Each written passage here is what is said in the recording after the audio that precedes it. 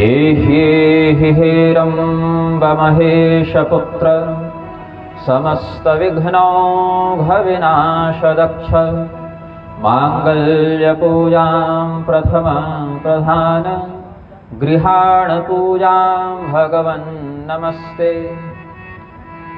आशासुरासि भवदङ्गवल्ली भासैवदासि कृतदुग्धसिन्धुं मन्दस्मितैर्निन्दितशारदेन्दुं वन्दे रविन्दासनसुन्दरीं त्वाम्।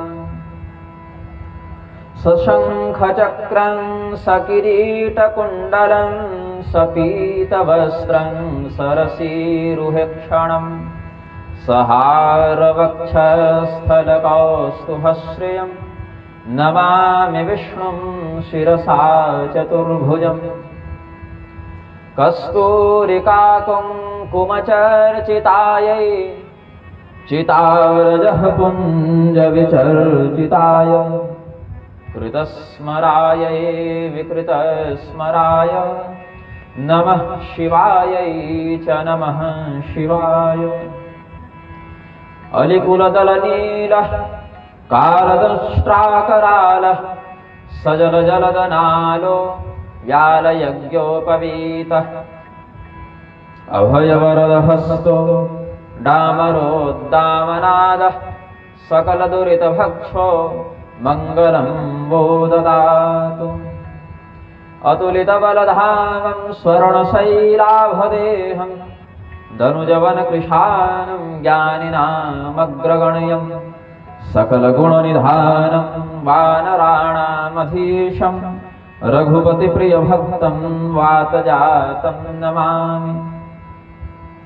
नमोऽस्तु ते व्यासविशालबुद्धे फुल्लारविन्दायतपत्रनेत्र येन त्वया भारततैलपूर्णः प्रज्वालितो ज्ञानमयः प्रदीपः।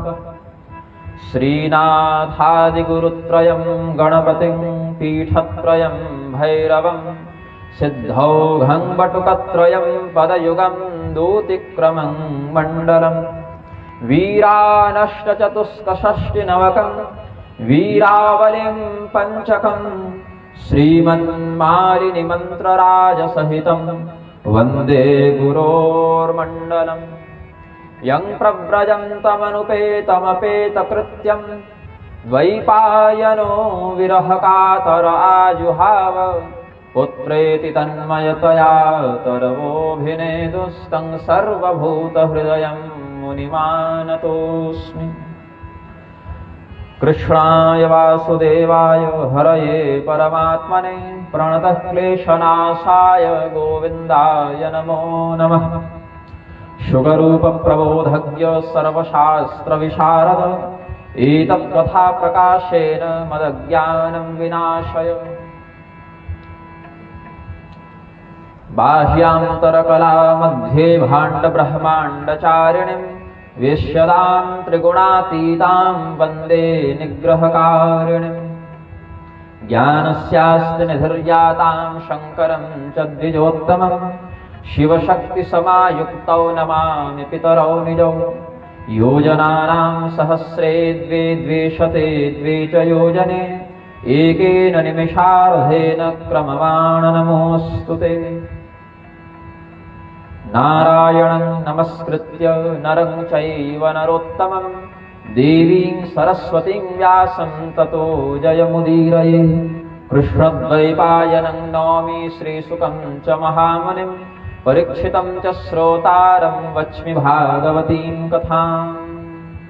प्रेम से बोलिए आनंद कंद भगवान की, श्री वेदव्यास जी महाराज की, श्री सुखदेव जी महाराज की, श्री राधा कृष्ण युगल सरकार की, अपने अपने गुरुदेव भगवान की। भगवान नाम संकीर्तन कर लें।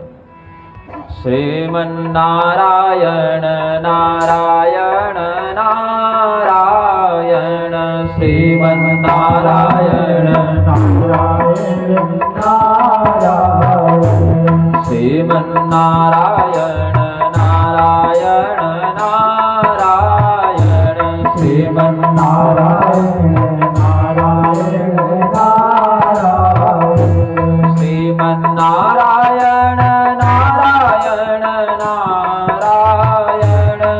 श्रीमन्नारायण नारायण नारायण श्रीमन्नारायण नारायण नारायण श्रीमन्नारायण नारायण नारायण श्रीमन्नारायण नारायण नारायण श्रीमन्नारायण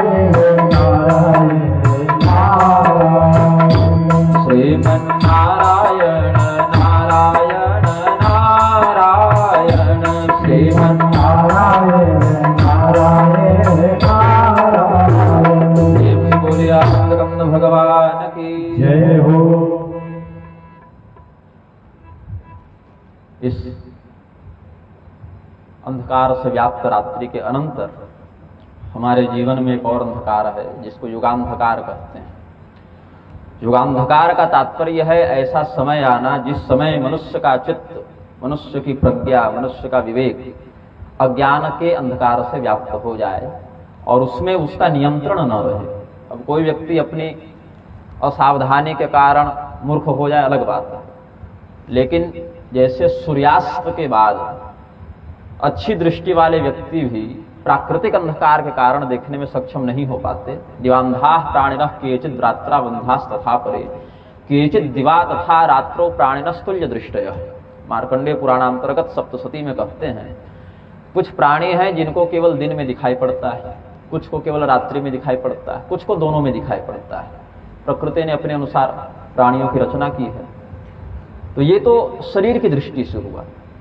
शरीर में जो नेत्र है उससे हम बाहरी तत्वों का दर्शन करते हैं, लेकिन जो अंतर्निहित विवेक दृष्टि है, बौद्धिक दृष्टि है, वह भी चिंतन करें तो तीन प्रकार की है। कुछ लोग ऐसे हैं जो केवल सत्ययुग इत्यादि में जन्म लें तो धार्मिक होते हैं, कलयुग में वो धर्म का तत्व धारण नहीं कर पाते। मतलब जैसा युग चलेगा वैसे उनकी प्रवृत्ति, वैसा उनका संस्कार बन जाएगा।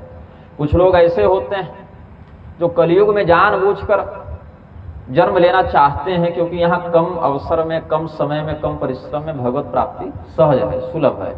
कलौ तद हरि कीर्तनात्। और कुछ लोग ऐसे हैं जो चाहे जिस भी युग में जन्म लें उनका धर्म रूपी विवेक बना रहता है। अब जितने लोग सामान्य बुद्धि वाले हैं उनका जो लक्षण है वह युगानुरूप चलता है। सत्य युग के व्यक्ति धार्मिक और कलयुग के व्यक्ति अधर्मपरायण सामान्यतया देखे गए हैं। यह युग का स्वभाव है। अयम तो युग धर्मो ही वर्तते कस्य दूषणम। इसमें किसी एक व्यक्ति को दोषी नहीं कहा जा सकता कि तुम्हारे कारण ऐसा हो रहा है। इसमें युग की व्यवस्था, समय का चक्र ही प्रधान कारण है। और जब द्वापर का अंत हो रहा था, कलयुग का प्रारंभ होने वाला था, तो श्री भगवान के ही ज्ञानावतार वेदव्यास जी, ऐसे तो वेदव्यास एक पद है, हर एक चतुर्युगी में कोई संत उस पद पर बैठते हैं। कभी भृगु जी बैठ जाते हैं, कभी पराशर जी बैठ जाते हैं, कभी वाल्मीकि जी बैठ जाते हैं, कभी देवराज इंद्र भी बैठ जाते हैं वेदव्यास के पद पर। लेकिन वर्तमान में जो वेदव्यास के पद पर हैं वो श्री कृष्ण द्वैपायन के नाम से युक्त हैं, महर्षि पराशर के पुत्र हैं, माता सत्यवती के पुत्र हैं। भगवान के ज्ञानावतार में उनकी गणना होती है। और उन्होंने यह जब विचार किया कि जैसे पूर्व काल के व्यासों ने धर्मशास्त्रों का संरक्षण किया, उनका प्रणयन किया, वेदों का विभाजन किया, धर्मशास्त्रों की रचना करके चारों वर्णों के लिए जो भी सदाचार है उसका उपदेश किया, अपनी शिष्य परंपरा के माध्यम से ज्ञान को आगे बढ़ाया, वैसा हम भी करें, ऐसा चिंतन उन्होंने किया। और इस चिंतन से उनको लाभ क्या हुआ? ये नहीं कहा कि हमारे लिखी पुस्तकों को तुम छापो और हमें कमीशन देना, या हमारे लिखे ग्रंथ पर कथा कह के हमें दक्षिणा में कमीशन देना, ऐसा नहीं कहा। सर्वलोक हितार्थाय, सभी प्राणियों के हित की कामना से उन्होंने किया। इसीलिए वो व्यापारी नहीं ऋषि कहलाए। वरना ऐसे देखें तो ग्रंथ तो प्रेस वाले भी छाप कर बेच रहे हैं, तो वो ऋषि नहीं बन जाते ना। उनमें जो करुणा थी कि हम स्वयं कष्ट भले सहें, हजारों वर्षों की तपस्या भले करें, लेकिन हजारों वर्षों की तपस्या के, भक्ति के, ज्ञान के परिणाम स्वरूप जो हमें उपलब्धि प्राप्त हुई, उस कमाई को हम किसी भी श्रद्धालु को ऐसे ही दे दें। श्रद्धा ही उसका मूल्य है। ग्रंथ का जो भी ज्ञान है उसको प्राप्त करने का मूल्य धन नहीं अपितु श्रद्धा है। क्योंकि धन आप क्या दीजिएगा, देवराज इंद्र तो अमृत देने आ गए थे, उससे विशिष्ट तत्व क्या हो सकता है, उससे महंगी, उससे अधिक मूल्यवान वस्तु क्या हो सकती है, अमृत ही देने आ गए। लेकिन अमृत की अपेक्षा भी श्रीमद् भागवत शास्त्र को भी सुखदेव जी ने ऊपर रखा। अमृत के भी बदले वो श्रीमद् भागवत तत्व देना नहीं चाहते थे, क्योंकि अभक्तांश्च विज्ञाय, देवताओं के अंदर उन्होंने भक्ति का अभाव देखा, भक्ति नहीं है, व्यापार बुद्धि है, विनिमय बुद्धि है, ऐसा उन्होंने चिंतन किया। सुखदेव जी ने भी जो परीक्षित को श्रीमद् भागवत का व्याख्यान श्रवण कराया, उसमें उद्देश्य क्या था उनका, श्रीमद् भागवत के अंतिम अध्याय में कहते हैं प्रारंभ समझने के लिए अंत को समझना आवश्यक है। और श्रीमद् भागवत के दो महात्म्य प्रधानता से हैं शास्त्रों में, जिसमें बोला एक ही जा रहा है आजकल, वही गोकर्ण धुंधुकारी वाला, वो पद्म पुराण के उत्तरखंड में वर्णित है 6 अध्याय में।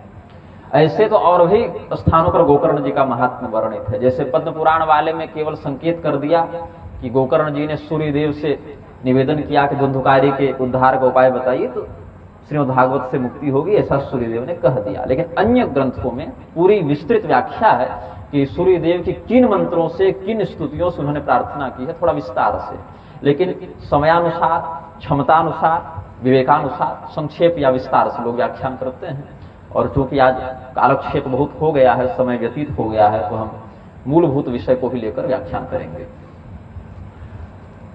तो सुखदेव जी ने जो श्रीमद् भागवत व्याख्यान किया वो तो परीक्षित जी को बाद में सुनाया, लेकिन जिस शैली में वो सुनाने वाले थे, क्योंकि ऋषि त्रिकालज्ञ होते हैं, क्या हो चुका है, क्या हो रहा है, क्या होने वाला है, ये सब वे अपनी विशेष प्रज्ञा से, तपोबल से, दैव बल से जान जाते हैं।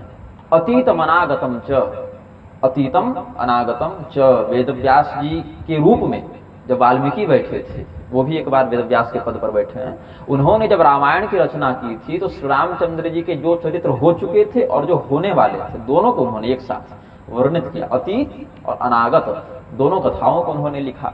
ऐसे ही श्री कृष्ण द्वैपायन वेदव्यास जी ने श्रीमद् भागवत के अंतर्गत, यद्यपि जिस समय उन्होंने ग्रंथ का प्रणयन किया उस समय उन्होंने सुखदेव और परीक्षित का जो घटनाक्रम था वो भविष्य काल के गर्त में था, अभी घटित नहीं हुआ था वह घटनाक्रम, लेकिन अपनी दिव्य दृष्टि से उसको देखकर पहले ही उसको 18,000 श्लोकों में निबद्ध कर दिया, लिख दिया। और श्रीमद् भागवत लिखने से पहले वो तो 18वें के रूप में लिखे ना, जब असंतोष हुआ, लेकिन पहले 17 पुराण लिख चुके, जिसके अंतर्गत पद्म पुराण के उत्तरखंड में, स्कंद पुराण के वैष्णव खंड में श्रीमद् भागवत का महात्म्य और उस महात्म्य के साथ जो घटनाएं, भक्ति देवी का चरित्र, गोकर्ण जी का चरित्र, ये सब जो होने वाला था वो सब भी पहले ही लिख दिया। यहाँ तक कि भगवान कल्कि का अवतार होना शेष है, लेकिन कल्कि पुराण पहले ही उन्होंने लिख दिया है अपनी दिव्य दृष्टि से।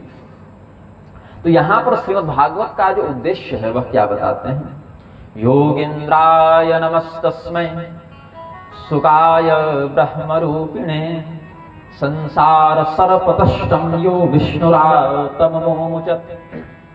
परीक्षित जी आदि श्रोता हैं, प्रथम श्रोता हैं। उन्हीं के सम्मान में आजकल भी प्रचलन में लोकाचार में यजमान को परीक्षित संज्ञक और वक्ता को व्यास या सुख संज्ञक बताते हैं। पीठ चूंकि व्यासपीठ कहलाती है, इस आसन की व्यासपीठ संज्ञा है शास्त्रों में। सविप्रो व्यास उच्यते, उस पर बैठकर व्याख्यान करने वाला ब्राह्मण उस स्थिति में व्यास इस संज्ञा से युक्त हो जाता है। और श्रीमद् भागवत मात्र अगर कहना हो तो उस व्यास को सुख भी कहते हैं, शुक रूप प्रबोधज्ञ। नियम है, यजमान जब आए बात करने के लिए, कथा के लिए, तो वहां प्रार्थना करने का एक मंत्र है, शुक रूप प्रबोधज्ञ सर्वशास्त्र विशारद एतत् कथा प्रकाशेन मद ज्ञानम विनाशय।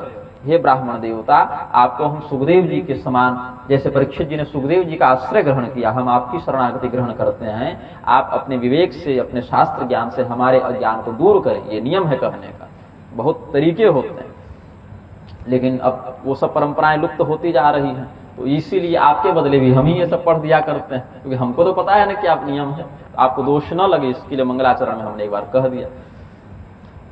तो इधर परीक्षित जी ने जब श्रीमद् भागवत का श्रवण किया तो परीक्षित जी की स्थिति क्या थी, शापित थे। शाप क्या था, सर्प के द्वारा तुम्हारी मृत्यु होगी, यही शाप था। तो सर्प से जो मृत्यु होने वाला भय है, वह जो कष्ट है, सर्प से मृत्यु होगी, यह जो भय है, तो यहां पर वेदव्यास जी ने चिंतन किया और कहा तक्षक से भय नहीं था परीक्षित को, क्योंकि तक्षक के भय का निवारण तो अन्य देवता भी कर सकते थे, किंवा अमृत लेकर करने आ भी गए थे। इस अमृत का पान करने से तक्षक यदि काट भी ले तो उसका जहर इनको मारेगा नहीं, विश्व से ये दग्ध नहीं होंगे। लेकिन एक सर्प जो है वो हम सबों के ऊपर मंडरा रहा है, वह है संसार रूपी सर्प। और परीक्षित जी को तक्षक रूपी सर्प से नहीं, अपितु तो संसार रूपी सर्प से वास्तविक भय था। और उस संसार रूपी संसार सर्प दष्टम यो विष्णु रात ममोमुचत, विष्णु के द्वारा जिसकी रक्षा की गई थी, भगवान नारायण ने, कृष्ण भगवान ने परीक्षित जी के गर्भ में रक्षा की, तो भगवान विष्णु के द्वारा जिस परीक्षित की रक्षा की गई थी उनको बाद में फिर संसार रूपी सर्प से सुखदेव जी ने बचाया, वहां से मुक्त किया। ऐसे ब्रह्म स्वरूप परमात्मा स्वरूप श्री सुखदेव जी को प्रणाम करने के साथ हम श्रीमद् भागवत के महात्म्य का व्याख्यान प्रारंभ करते हैं। सर्वप्रथम हम स्कंद पुराण के वैष्णव खंड में जो महात्म्य वर्णित है उस पर चर्चा करेंगे कुछ, और फिर गोकर्ण और धुंधुकारी इत्यादि पर जो प्रचलित कथा है, प्रचलित महात्म्य है, उस पर चर्चा करेंगे। अब श्रीमद् भागवत के जो स्कंद पुराणोक्त महात्म्य में कहते हैं, यह घटनाक्रम कब का है? जब भगवान श्री कृष्ण इस धराधाम का उपसंहार करके, धराधाम में जो लीला चल रही थी, प्रत्यक्ष जो कारष्णी लीला कहते हैं उसको, भगवान श्री कृष्ण 125 वर्षों तक इस धराधाम को सुशोभित करते रहे प्रत्यक्ष रूप से।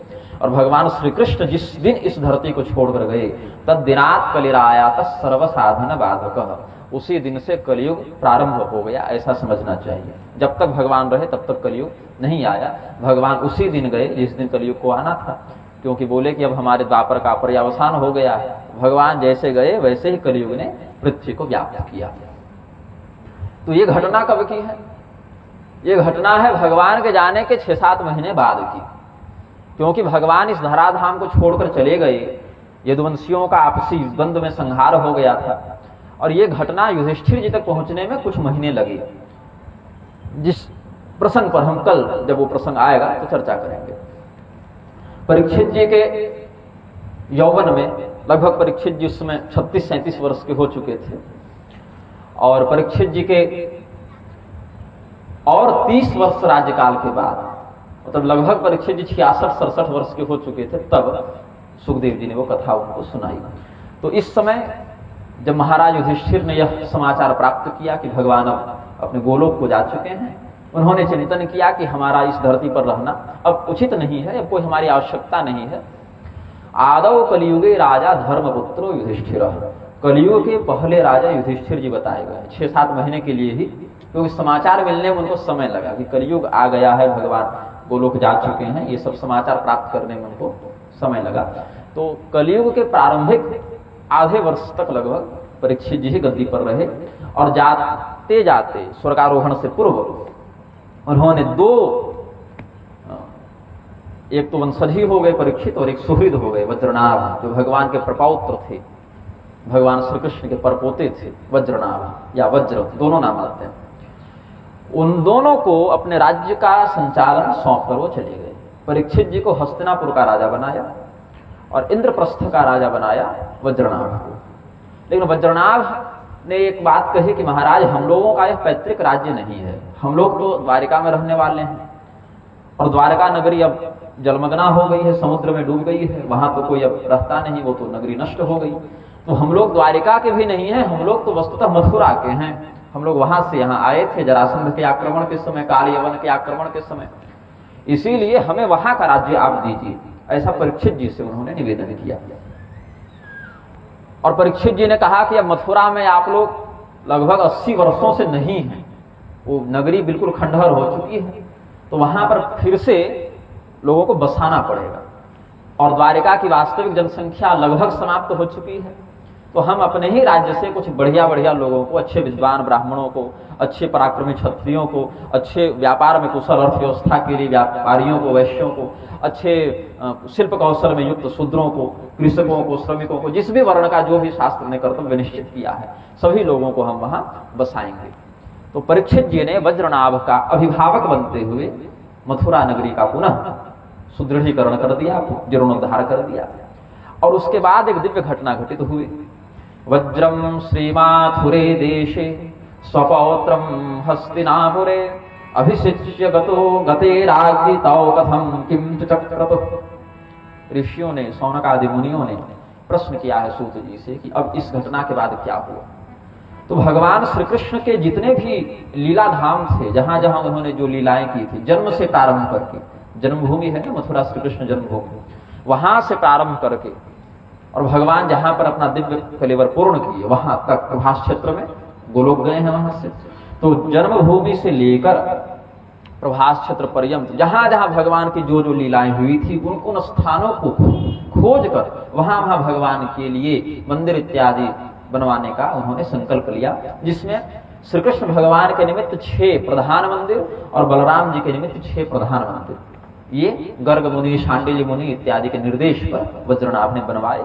बहुत से दिव्य यज्ञों को भी किया। और एक घटना इस मध्य और भी घटित हुई कि भगवान के दिव्य धाम चले जाने के बाद उनकी जो पत्नियां थीं उनकी विरह में व्याकुल हो गई, रोने लग गई। और एक ही पत्नी जो थी भगवान की वो रो नहीं रही थी, उनके मन में कोई शोक या कोई विरह वेदना का भाव नहीं ज्ञात हो रहा था। तो बाकी पत्नियां जो हैं, अब जो 8 पटरानियां हैं वो तो खैर दिव्य लोक की हैं, वो तो भगवान श्री भगवती श्री की ही अंश हैं, लेकिन जो 16,000 जो पत्नियां अलग वाली थी, जो कि अप्सराएं थी, शापित होकर यहाँ आई थी, जिसमें प्रधान पत्नी का नाम था रोहिणी। बलराम जी की माता का भी नाम रोहिणी है, और भगवान की जो 16,000 उधर जो छुड़ाकर भौमासुर के यहाँ से लाए थे उनमें से जो प्रधान थी उनका भी नाम रोहिणी था। ये नाम की समानता है।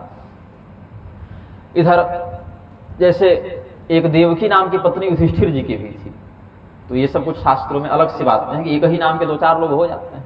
युधिष्ठिर जी की एक देवकी नाम की पत्नी भी शास्त्रों में वर्णित है, देवक की पुत्री थी वो, एक और देवक नाम के राजा हुए थे। इधर भगवान की जो रोहिणी इत्यादि पत्नियां थीं उन्होंने जाकर उन पटरानी से प्रश्न किया। ये पटरानी कौन है? बोले ये भगवान सूर्य की पुत्री कालिंदी, भगवान की चौथी पत्नी थी कालिंदी जी।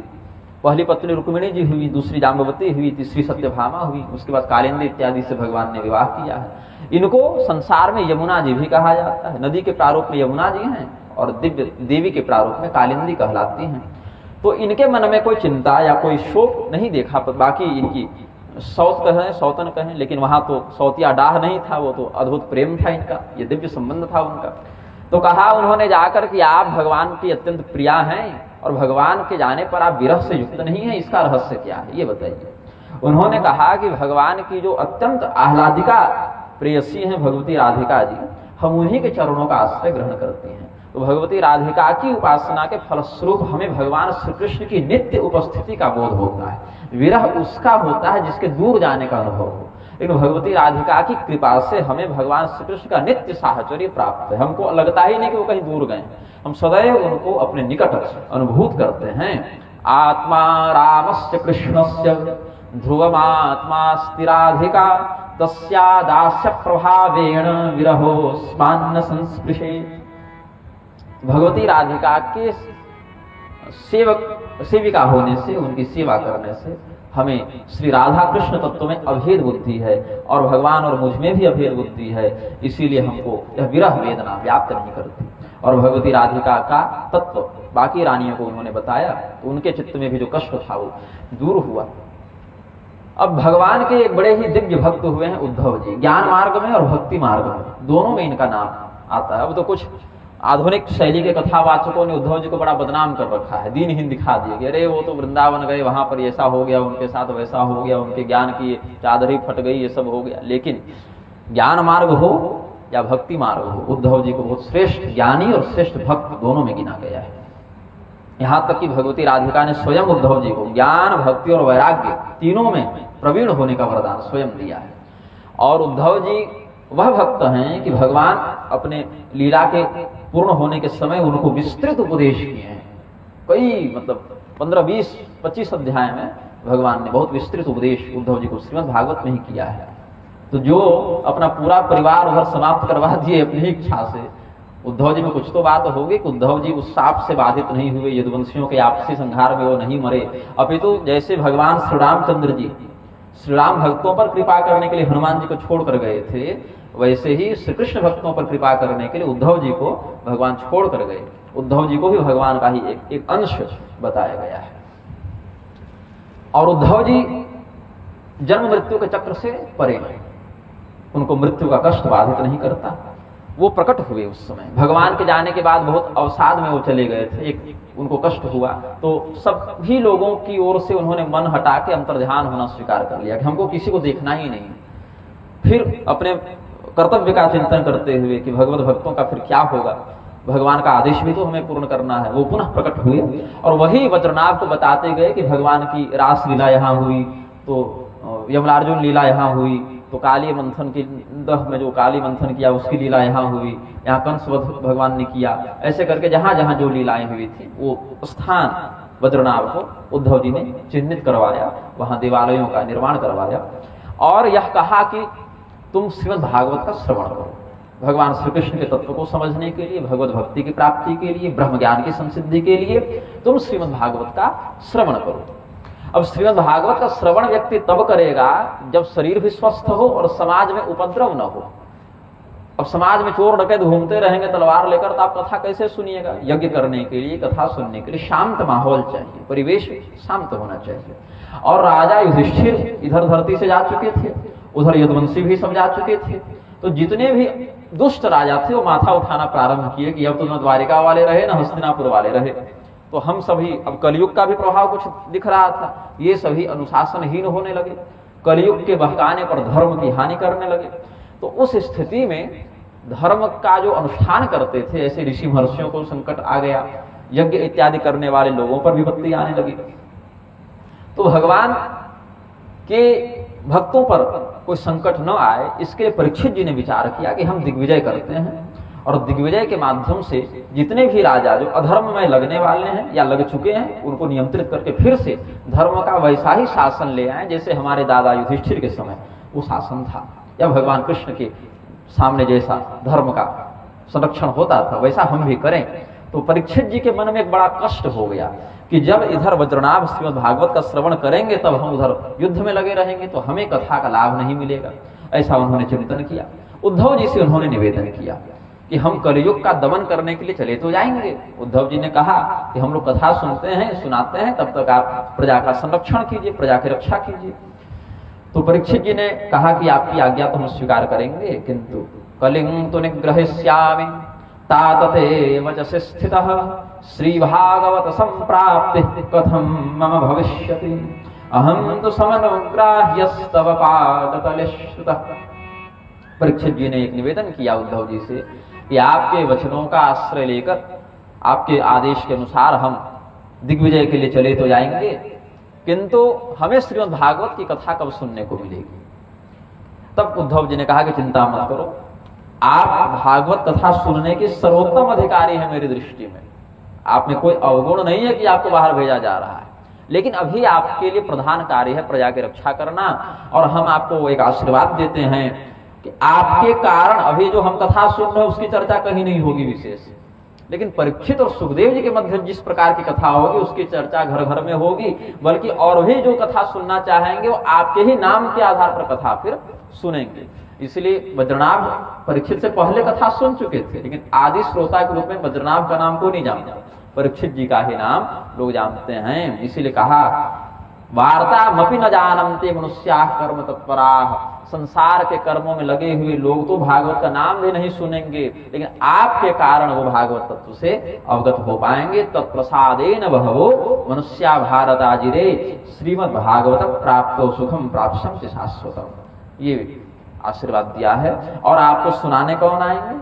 तो यह भी कहा नंद नंदन रूपस्तु श्री सुको भगवान ऋषि श्रीमद् भागवतम तुभ्यम श्रावयिष्यति संशयम्। इसमें कोई संदेह नहीं परीक्षित कि स्वयं श्री कृष्ण भगवान के ही जो अंश हैं वो सुखदेव जी आपको कथा सुनाने स्वयं आएंगे। तो ऐसा आश्वासन जब उनको दिया गया तो परीक्षित जी दिग्विजय के लिए गए, इधर वज्रनाभ इत्यादि ने कथा सुनी। कथा सुनने और सुनाने वाले के कई प्रकार होते हैं, क्योंकि श्रीमद् भागवत भी विभिन्न शैलियों में हर वक्ता अपने ज्ञान के अनुसार सुनाता है, हर श्रोता अपने विवेक के अनुसार अपनी क्षमता के अनुसार समझता है, ग्रहण करता है। तो श्रीमद् भागवत में गुण के आधार पर, व्यवहार के आधार पर कितने प्रकार के श्रोता हैं ये स्कंद पुराणोक्त महात्म्य के अंतिम अंत में वर्णित किया गया है।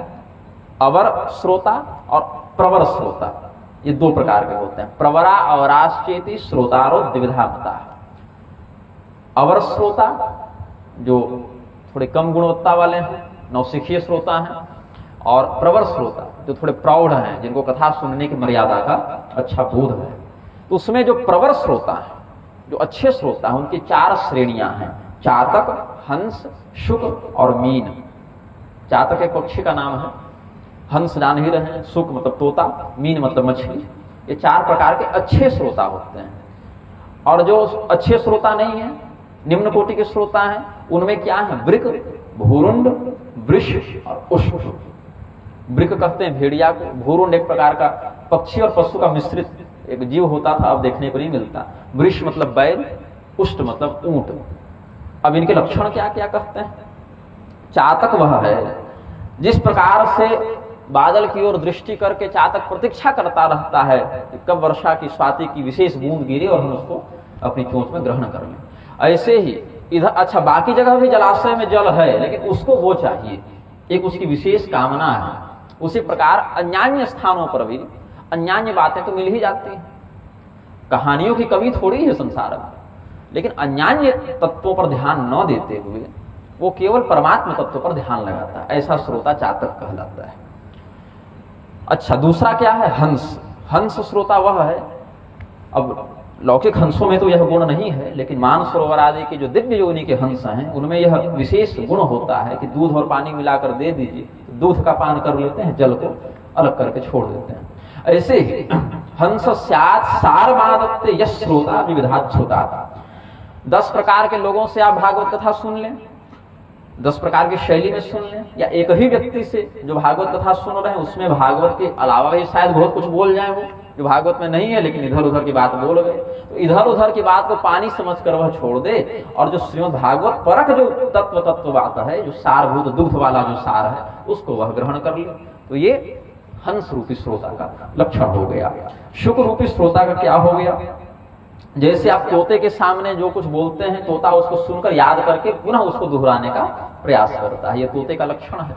तो ऐसे श्रोता जो कथा को सुनने के बाद उसको याद करने का प्रयास करते हैं और अपने से कम बुद्धि वालों को अपनी शैली में सुनाने का प्रयास करते हैं। जैसे यहाँ से कथा सुनकर गए तो घर में अपने बच्चों को सुबह शाम बताए कि हमने वो कथा वहां सुनी थी, ये बात ऐसी है, या अपने मित्रों में बताए, या और भी कुछ जैसे कुछ कर्मकांडी ब्राह्मण इत्यादि भी हैं, किसी अच्छे विद्वान से सुने तो अपने यजमान को वो बात फिर बताए कि हमने वो विद्वान से ये बात सुनी थी। ऐसे श्रोताओं को शुक कहा जाता है, तोता कहा जाता है। और मीन, मछली, मीन जो है, जो लीन हो जाए वही मीन है, यह समझना चाहिए। श्रोता स्निग्धो भवेन मीनो मीन क्षीर निधो यथा।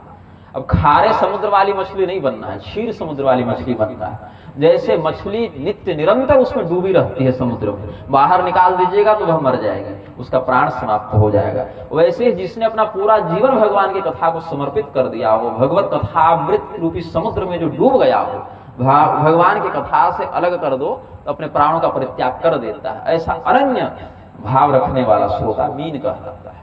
तो इनमें से आप अपनी कुशलता के अनुसार जो भी श्रोता बनना चाहे बन सकते हैं। अब जो नहीं बनना है वो बता देता हूं। अब ये चारों अगर न बन पाए तो विशेष हानि नहीं है, लेकिन जो नहीं बनना है वो बन गए तो दिक्कत है। अब क्या नहीं बनना है, इस पर चिंतन कर लेते हैं। यस्तुदन् रसिकान् श्रोतुं विरोत्यज्ञो वृको हिसा। पहला लक्षण है जो दुर्गुण है, दुर्गुण वाला लक्षण वृक। देखिए गोकर्ण धुंधकारी वाली कथा पहले से जान रहे हैं, इसलिए मैं उस पर कम बोलना चाह रहा हूं, क्योंकि गोकर्ण जी और धुंधकारी जी को आप साल में 4 बार सुन ले रहे हैं कहीं न कहीं के माध्यम से। लेकिन ये सब बातें जो वास्तव में तत्व की बात अब है वो अब आपको जाननी चाहिए। इस अवस्था में आने के बाद, अपने जीवन में 50 भागवत सुनने के बाद कम से कम आपको इन बातों का बोध होना आवश्यक है, यह हम चिंतन करते हैं।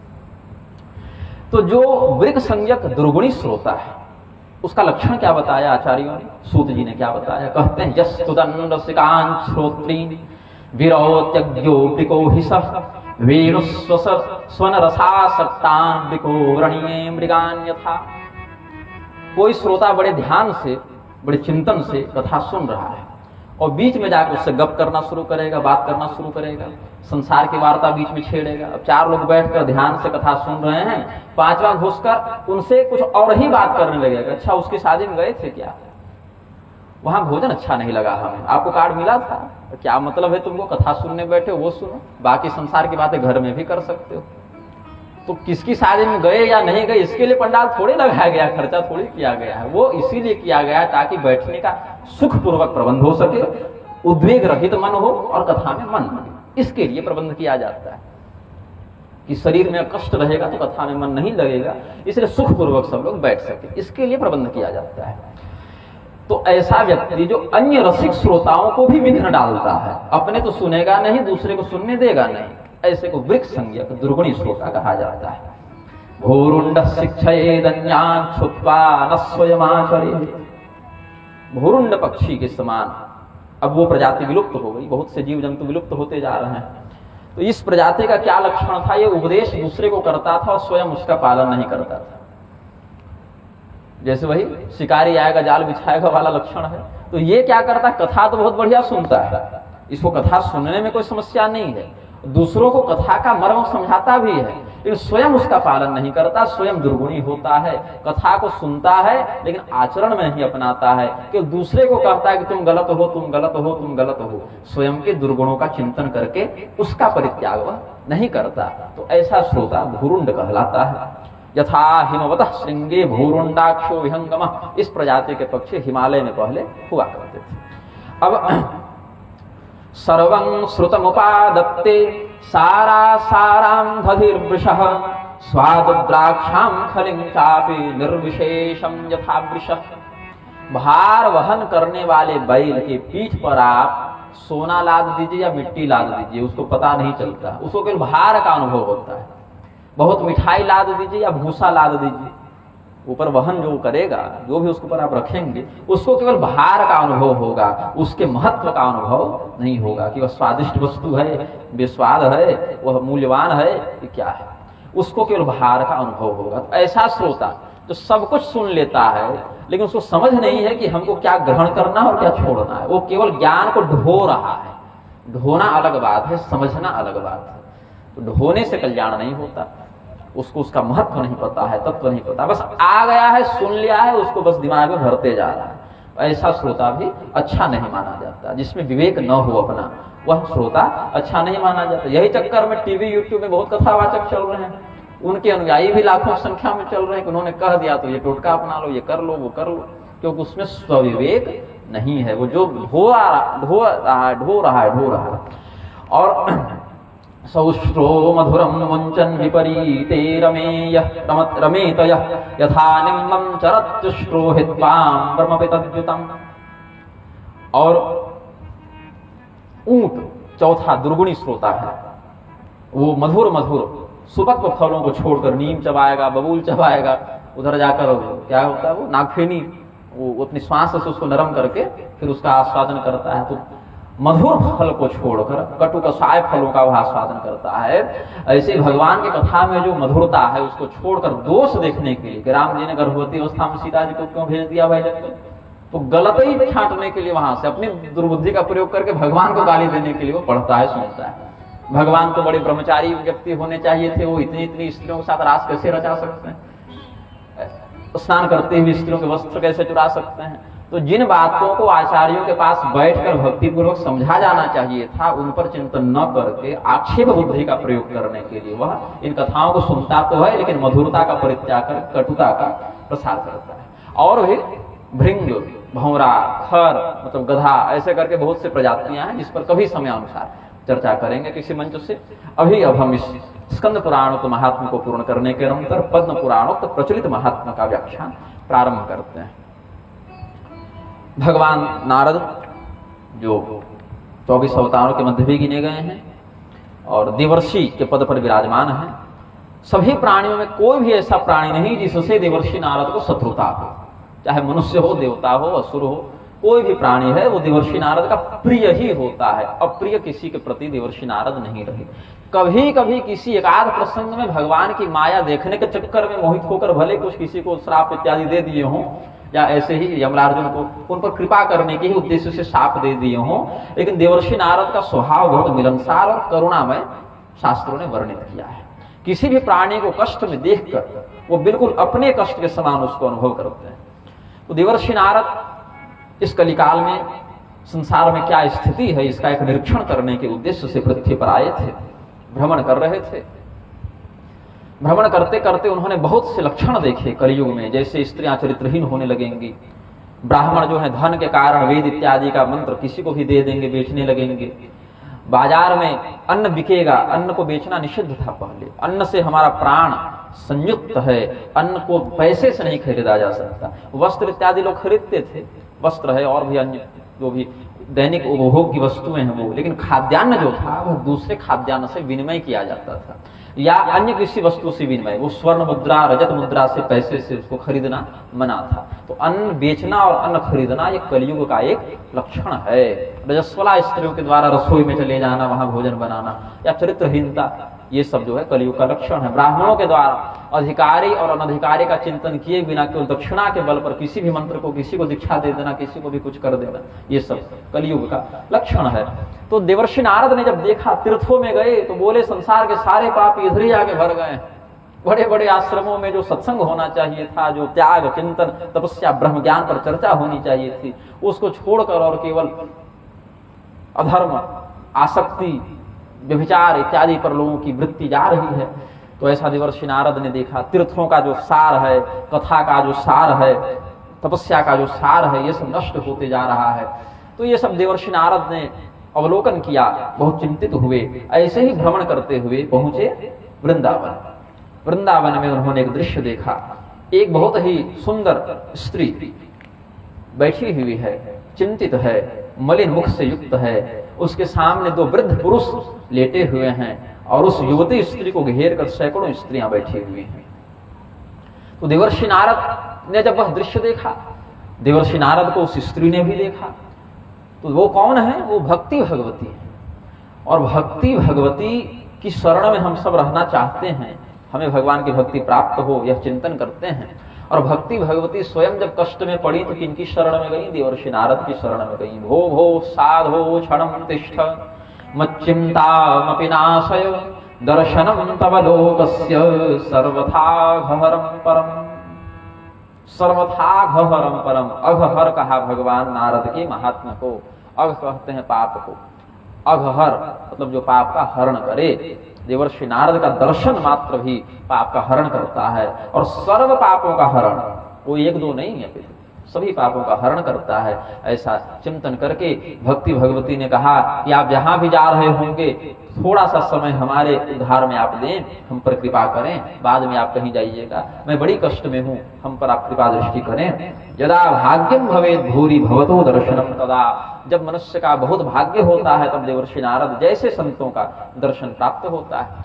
तो देवर्षि नारद निकट गए और विस्तार से पूछे कि वद देवी सविस्तारम स्वस्य दुखस्य कारणम, अपने दुख का कारण विस्तार से बताओ कि क्या चिंता है तुम्हारी, तुम कौन हो, ये दोनों पुरुष कौन हैं, ये बाकी स्त्रियां कौन हैं।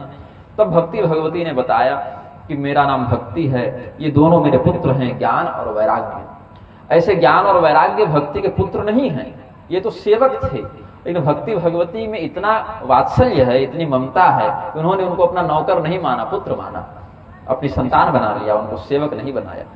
और कहा कि हम द्रविड़ देश में भारत के दक्षिणी भाग में उत्पन्न हुए थे, वहां से अन्य अन्य राज्यों में महाराष्ट्र गुजरात होते हुए हम वृद्धिम कर्नाटके गता क्वचिन क्वचिन महाराष्ट्र गुर्जरे जरणताम गता, कहीं बढ़ गए कहीं घट गए, जहां जैसी उपलब्धता बनी।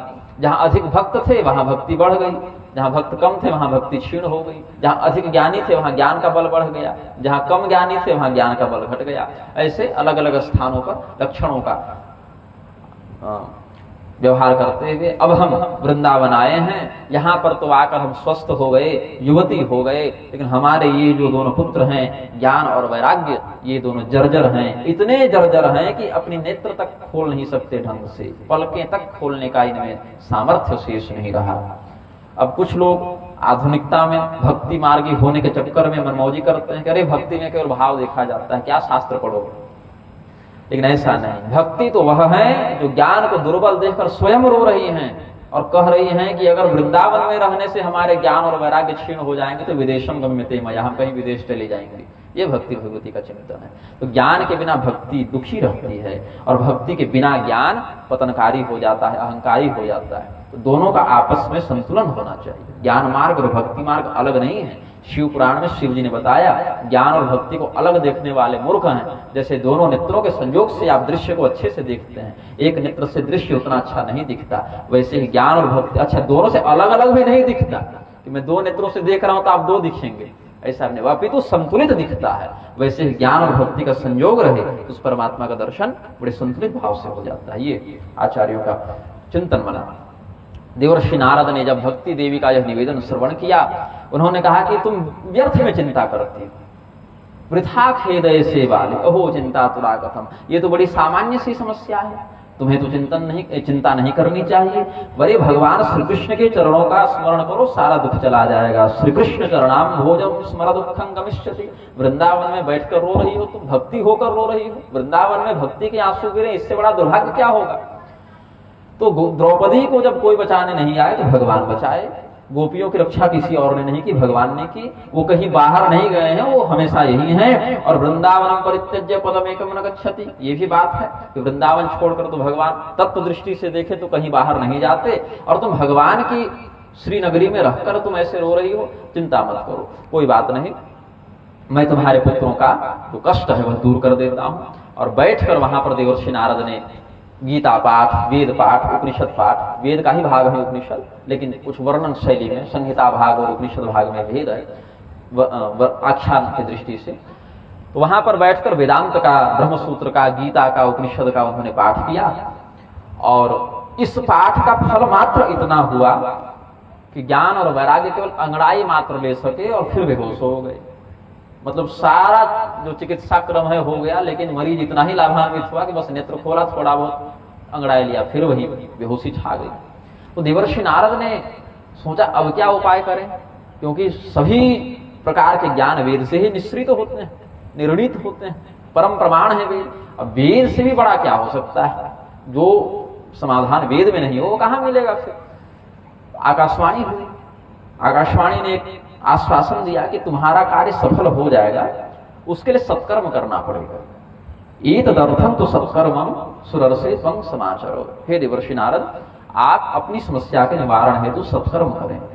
बोल अभी तक क्या कर रहे थे, वेद पाठ करना दुष्कर्म तो नहीं है, सत्कर्म ही है, गीता पाठ करना सत्कर्म है, अभी तक तो सत्कर्म कर रहे थे। तो नहीं, यहां पर सत्कर्म का कुछ और सांकेतिक अर्थ है। अब वेद पाठ इत्यादि द्विजाति के लिए अधिकृत तत्व है, स्त्री शूद्र द्विज बंधु नाम त्रैन श्रुति गोचरा, उनके लिए वेदाधिकार का शास्त्र ने विधान नहीं बनाया, इसीलिए महाभारत रामायण पुराणों के माध्यम से वह वेद ज्ञान को अन्य विधा से प्राप्त करते हैं। खारे जल की मछली अलग होती है, मीठे जल की मछली अलग होती है, इधर उधर डाल देंगे तो वह जल उसके लिए घातक हो जाएगा। इसीलिए सत्कर्म का यहाँ यह अर्थ है, एक ऐसा कर्म करो जो ब्राह्मण, क्षत्रिय, वैश्य, शूद्र, स्त्री, पुरुष सबके लिए समान रूप से लाभान्वित करने में समर्थ हो, ये अर्थ लगना चाहिए। और शतांग कर्म सत्कर्म भी कहलाता है, जो सज्जनों का कर्म है वह भी सत्कर्म कहलाता है। यहाँ पर आकाशवाणी ने जो बताया वह भी यह नहीं बताया कि ये वाला सत्कर्म करो, उसने भी आधी अधूरी बात बताई। तो देवर्षि नारद ने संकल्प लिया कि जब तक भगवती भक्ति का हम संकट दूर नहीं करेंगे तब तक दूसरा कोई काम हाथ में नहीं लेंगे और अपना भी कोई कार्य नहीं करेंगे, पहले इनके संकट का निवारण करेंगे। ऐसा चिंतन करके जहां जहां उनको लगा कि यहाँ जानकार संत महात्मा होंगे वहां वहां जाकर अपने समस्या को बताते थे। अब इस प्रकार का जब अभियान उन्होंने प्रारंभ किया तो पूरे ब्रह्मांड में हाहाकार मच गया। हाहाकारो महानासित त्रैलोक्य विस्मयावह, वेद वेदांत घोषैश्च गीता पाठ विबोधितम भक्ति ज्ञान विरागाणाम नोदतिष्ठत्रिकम यदा नोदतिष्ठत्रिकम यदा। भक्ति ज्ञान और वैराग्य तीनों एक साथ वेद वेदांत और गीता पाठ से भी जब स्वस्थ नहीं हुए तो अब और कौन सा उपाय बता दे भाई।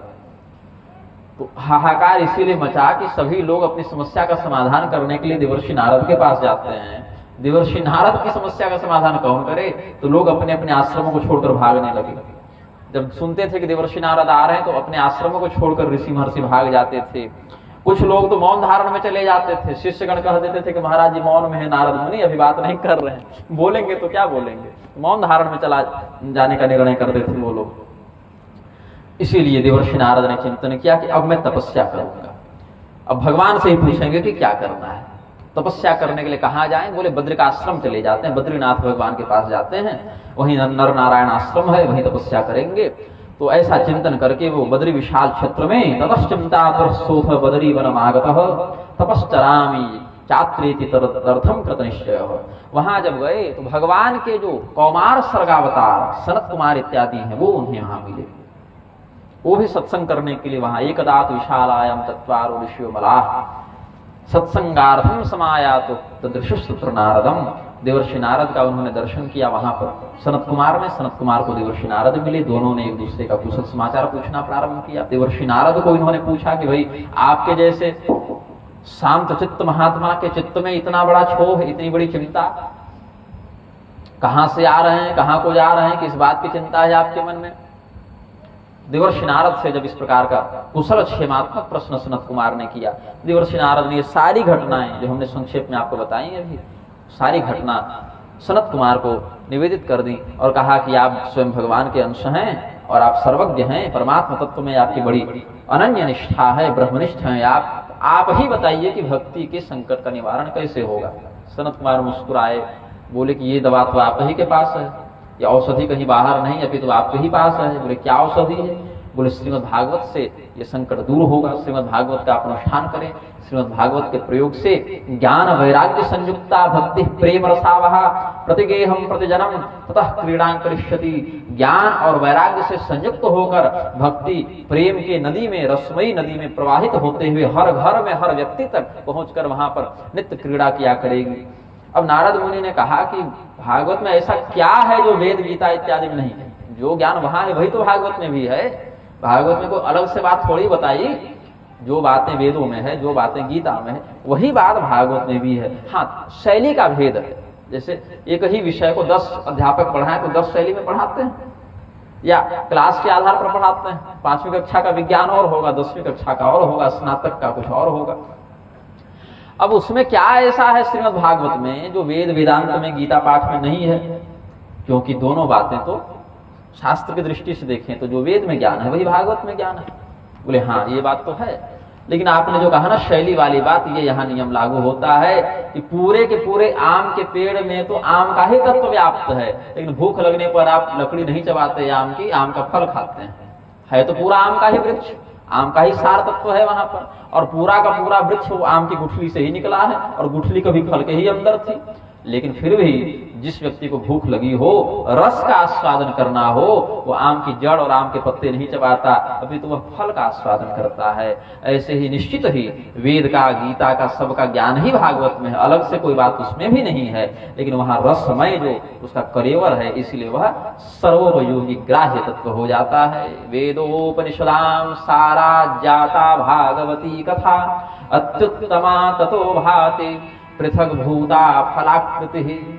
और उस फल को अगर आप वृक्ष से तोड़कर पृथक कर लें, अलग कर लें, उससे वृक्ष का जीवन संकट में नहीं पड़ जाता। ऐसा नहीं कि आप आम का फल तोड़ लिए तो आम का पेड़ समाप्त हो गया या उसकी उपयोगिता समाप्त हो गई। उसकी उपयोगिता रहती है, लेकिन आपके लिए उस समय ग्राह्य तत्व के रूप में मात्र उसका फल होता है। वही फल यह है श्रीमद् भागवत, इसका आप आस्वादन कराएं।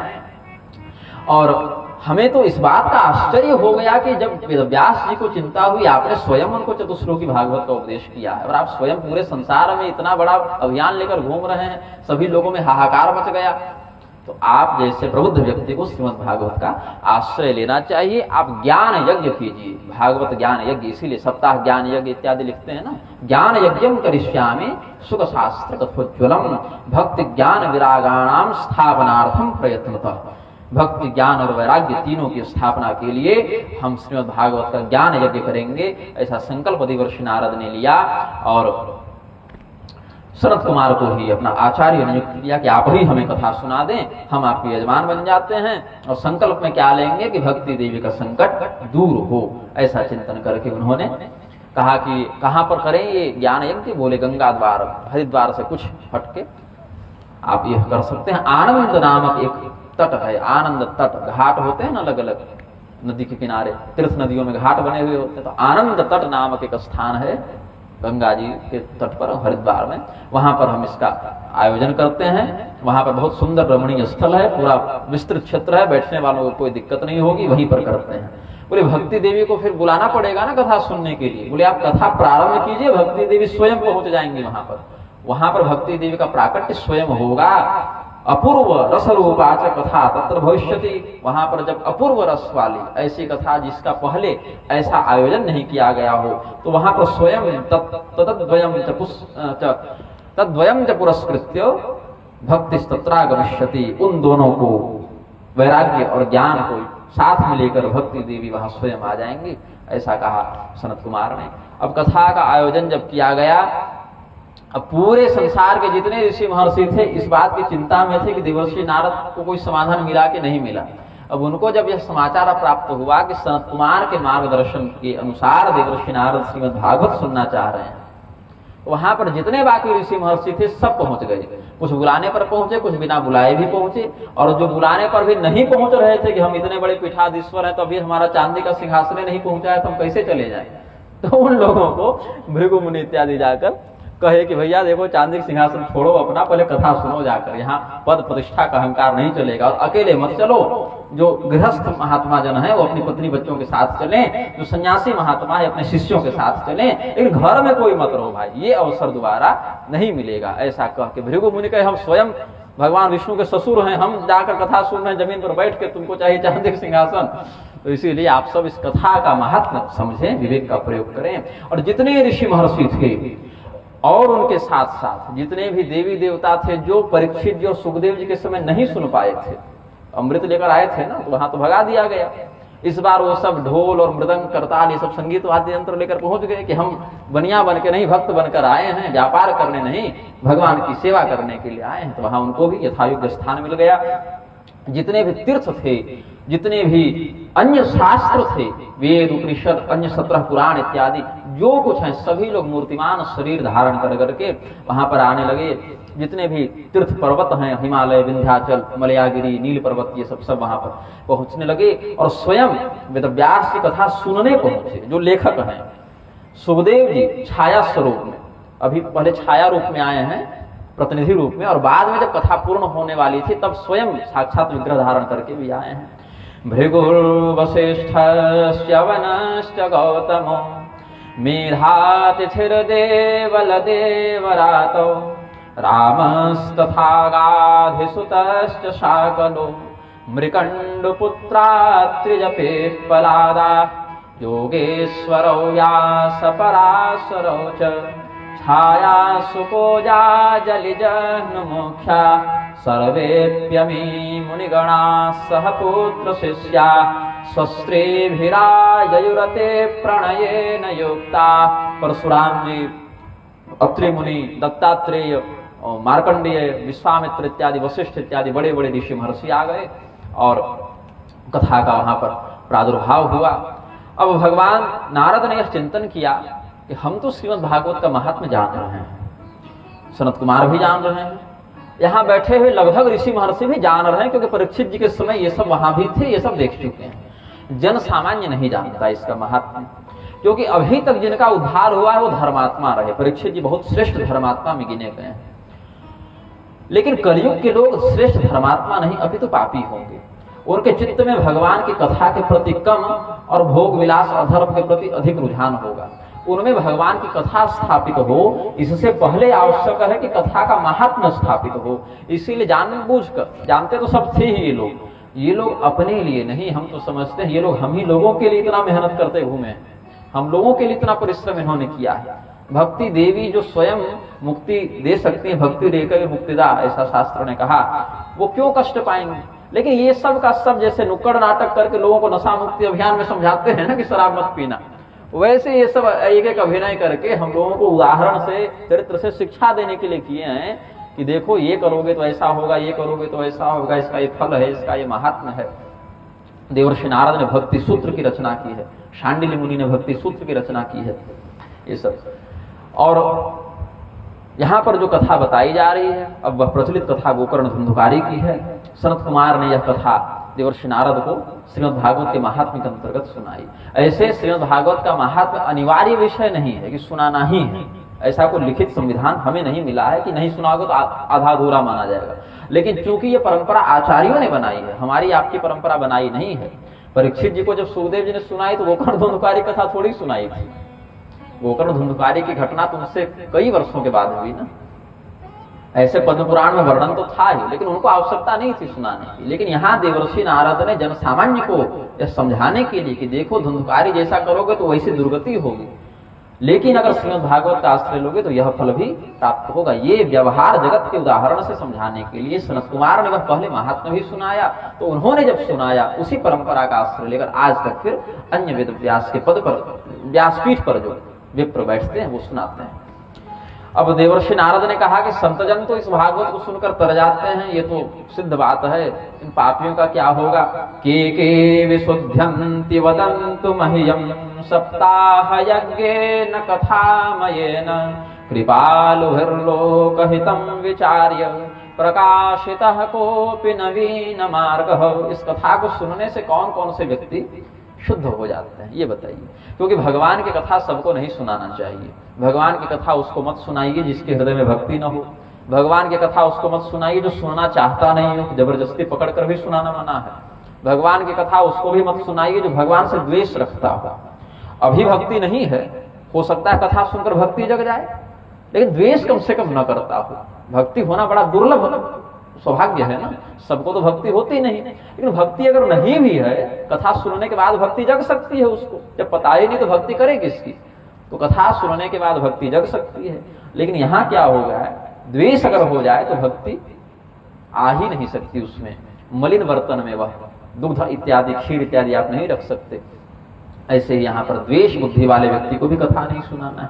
तो बोले पापियों का उद्धार कैसे होगा। यहाँ पर सनत कुमार ने कुछ पाप गिनाए हैं। बोले कि ले देकर इस शरीर से जितना भी पाप किया जा सकता है, शरीर से, मन से, वाणी से, कोई भी ऐसा पाप नहीं जो व्यक्ति अगर सच में निष्ठापूर्वक भागवत सुन ले तो पाप से मुक्त न हो जाए। ऐसा कोई पाप नहीं। टाइम पास के लिए नहीं सुनना है कि अच्छा चलो 10-20 मर्डर किए हैं तो एक आध भागवत करवा लेते हैं, ऐसा नहीं। वास्तव में अपने पाप का बोध हो, जैसे धुंधुकारी को पछतावा होने लगा ना, जब कष्ट मिला तब पछतावा हो, वहां से निकलने के लिए तड़पे कि हमसे क्या हो गया, हम इससे किसी प्रकार बच जाएं और निष्ठापूर्वक भागवत का आश्रय ले, उसका निस्संदेह कल्याण होता है। यह सनत कुमार ने कहा और धुंधुकारी का उदाहरण देकर प्रमाणित किया। लेकिन अगर विक्रय करने पर आ जाओगे, अच्छा ठीक है इतना हमारा काला धन है तो इतने का भागवत करा लेते हैं, हर साल इतना कराते जाएंगे, तो वैसा नाम अपराध कहलाता है, वह द्रोह कहलाता है। उसको धर्म नहीं कहते, धर्म की आड़ में ढोंग है। ऐसा व्यक्ति भागवत का फल प्राप्त नहीं करता, अभी तो उसको भागवत के अपमान का दोष लगता है। ये मानवा पाप कृतस्तु सर्वदा सदा दुराचार रता विमार्गगा क्रोधाग्निदग्धा कुटिलाश्च कामिनः सप्ताह यज्ञेन कलौ पुनन्ति ते। जिनका चित्त सदैव पाप में लगा रहता है, सदैव दुराचार में, वेद विरुद्ध मार्ग में जिनकी प्रवृत्ति रहती है, काम, क्रोध, कुटिलता, ईर्ष्या से जिनका चित्त दग्ध हो चुका है, ऐसे लोग भी अगर भक्ति से भागवत सुने तो उनका भी उद्धार हो जाता है। सत्येन हीना पितृमातृदूषका कृष्णाकुलाश्चाश्रम धर्म वर्जिता ये दाम्भिका मत्सरिणोऽपि हिंसका सप्ताह यज्ञेन कलौ पुनन्ति ते। जिसने जीवन में कभी सत्य का आश्रय नहीं लिया, माता पिता सास ससुर की सेवा नहीं की, उनको सदैव अपमानित पीड़ित ये कष्ट में डाले रखा, जिस व्यक्ति ने कभी संतोष का, दान का आश्रय नहीं लिया, लूट खसोट में, हिंसा में जिसका मन लगा रहा, केवल पाखंड में जिसकी बुद्धि लगी रही, ऐसा भी व्यक्ति अगर अपने पाप का बोध होने पर पछतावे के साथ भागवत का भक्ति पूर्वक श्रवण करे, उसका भी उद्धार हो जाता है। पंचोग्र पापाश्छल छद्मकारिण क्रूरा पिशाचा इव निर्दयाश्चये ब्रह्मस्य पुष्टा व्यभिचारकारिण सप्ताह यज्ञेन कलौ पुनन्ति ते। अपने गुरु की पत्नी से गमन करने वाला, सोना चुराने वाला, मदिरा पीने वाला, ब्रह्म हत्या, गो हत्या, भ्रूण हत्या इत्यादि करने वाला व्यक्ति भी अगर अपने पाप के प्रति पछतावा रखकर प्रायश्चित विधि से भगवत भक्ति पूर्वक भागवत सुने, उसका भी निस्संदेह कल्याण हो जाता है। ऐसे कहके बहुत से पापों का वर्णन करते हुए सनत कुमार ने एक इतिहास बताया। बोला उन्होंने कि हमको काल्पनिक बात नहीं बता रहे, सुनी सुनाई बात। अत्रते कीर्तयिष्याम इतिहासं पुरातनम, एक इतिहास बता रहे हैं, जो सच्ची घटना है वह बता रहे हैं। तुंगभद्रा नदी के तट पर, कर्नाटक में है तुंगभद्रा नदी, तुंगभद्रा नदी के तट पर एक बहुत ही सुंदर नगर था, जहां पर एक बहुत श्रेष्ठ ब्राह्मण रहते थे। स्रोत स्मार्तेषु निष्णातो द्वितीय इव भास्कर, वेद स्मृति इत्यादि में बड़े पारंगत थे, विद्वान थे, सदाचारी थे। उनकी तपस्या से, उनके ज्ञान से ऐसा लगता था जैसे कोई दूसरा सूर्य हो। एक सूर्य आकाश में चमकते हैं और ये आत्मदेव नाम के जो ब्राह्मण थे अपने ज्ञान से, अपनी तपस्या से, अपने सदाचरण से सूर्य के समान लगते थे और ज्ञान से भी संपन्न थे और पैसे से भी संपन्न थे। मतलब कोई दिक्कत नहीं थी इनको।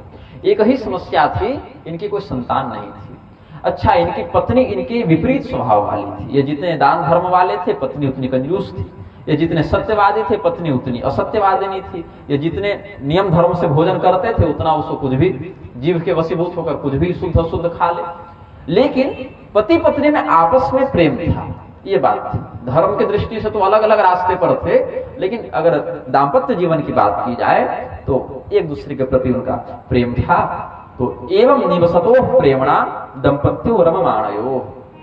जैसे आत्मदेव जी दान करना चाहते हैं, धुंधली उसमें रोक टोक नहीं करते थे कि आप दान नहीं कर सकते, लेकिन अपने से वो दान नहीं कर सकती, ऐसी बात है। तो आपस में झगड़ा नहीं होता था, ये संतुलन बना था उनमें। तो प्रेम से रहते थे। दीर्घ काल के बाद भी उनकी संतान नहीं हुई। इन्होंने संतान उत्पन्न कराने में समर्थ व्रत दान इत्यादि का, जप इत्यादि का आश्रय लिया। ये व्रत करने से संतान हो, ये दान करने से संतान हो, ये यज्ञ करने से संतान हो, ऐसा चिंतन करके जो भी शास्त्रों में विधियां थी संतान प्राप्ति कराने में समर्थ आचरण का उन्होंने आश्रय लिया, लेकिन वह फलित नहीं होता था। इसका कारण है, यदि आप 5 लाख रुपया महीना कमा रहे हैं तो क्या कहिएगा, अच्छी कमाई है कि बुरी कमाई है? अच्छी कमाई है।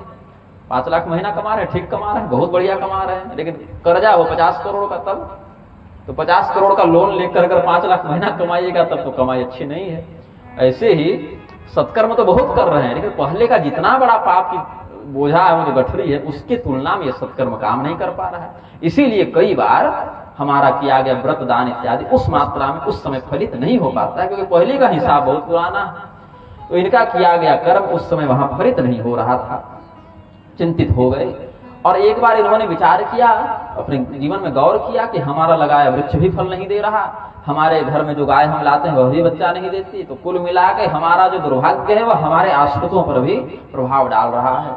तो जंगल चले गए, वहां पर घर का परित्याग करके अवसाद में चले गए ना। डिप्रेशन किसी को भी आ सकता है, चाहे दूसरा सूर्य के समान तेजस्वी क्यों न हो।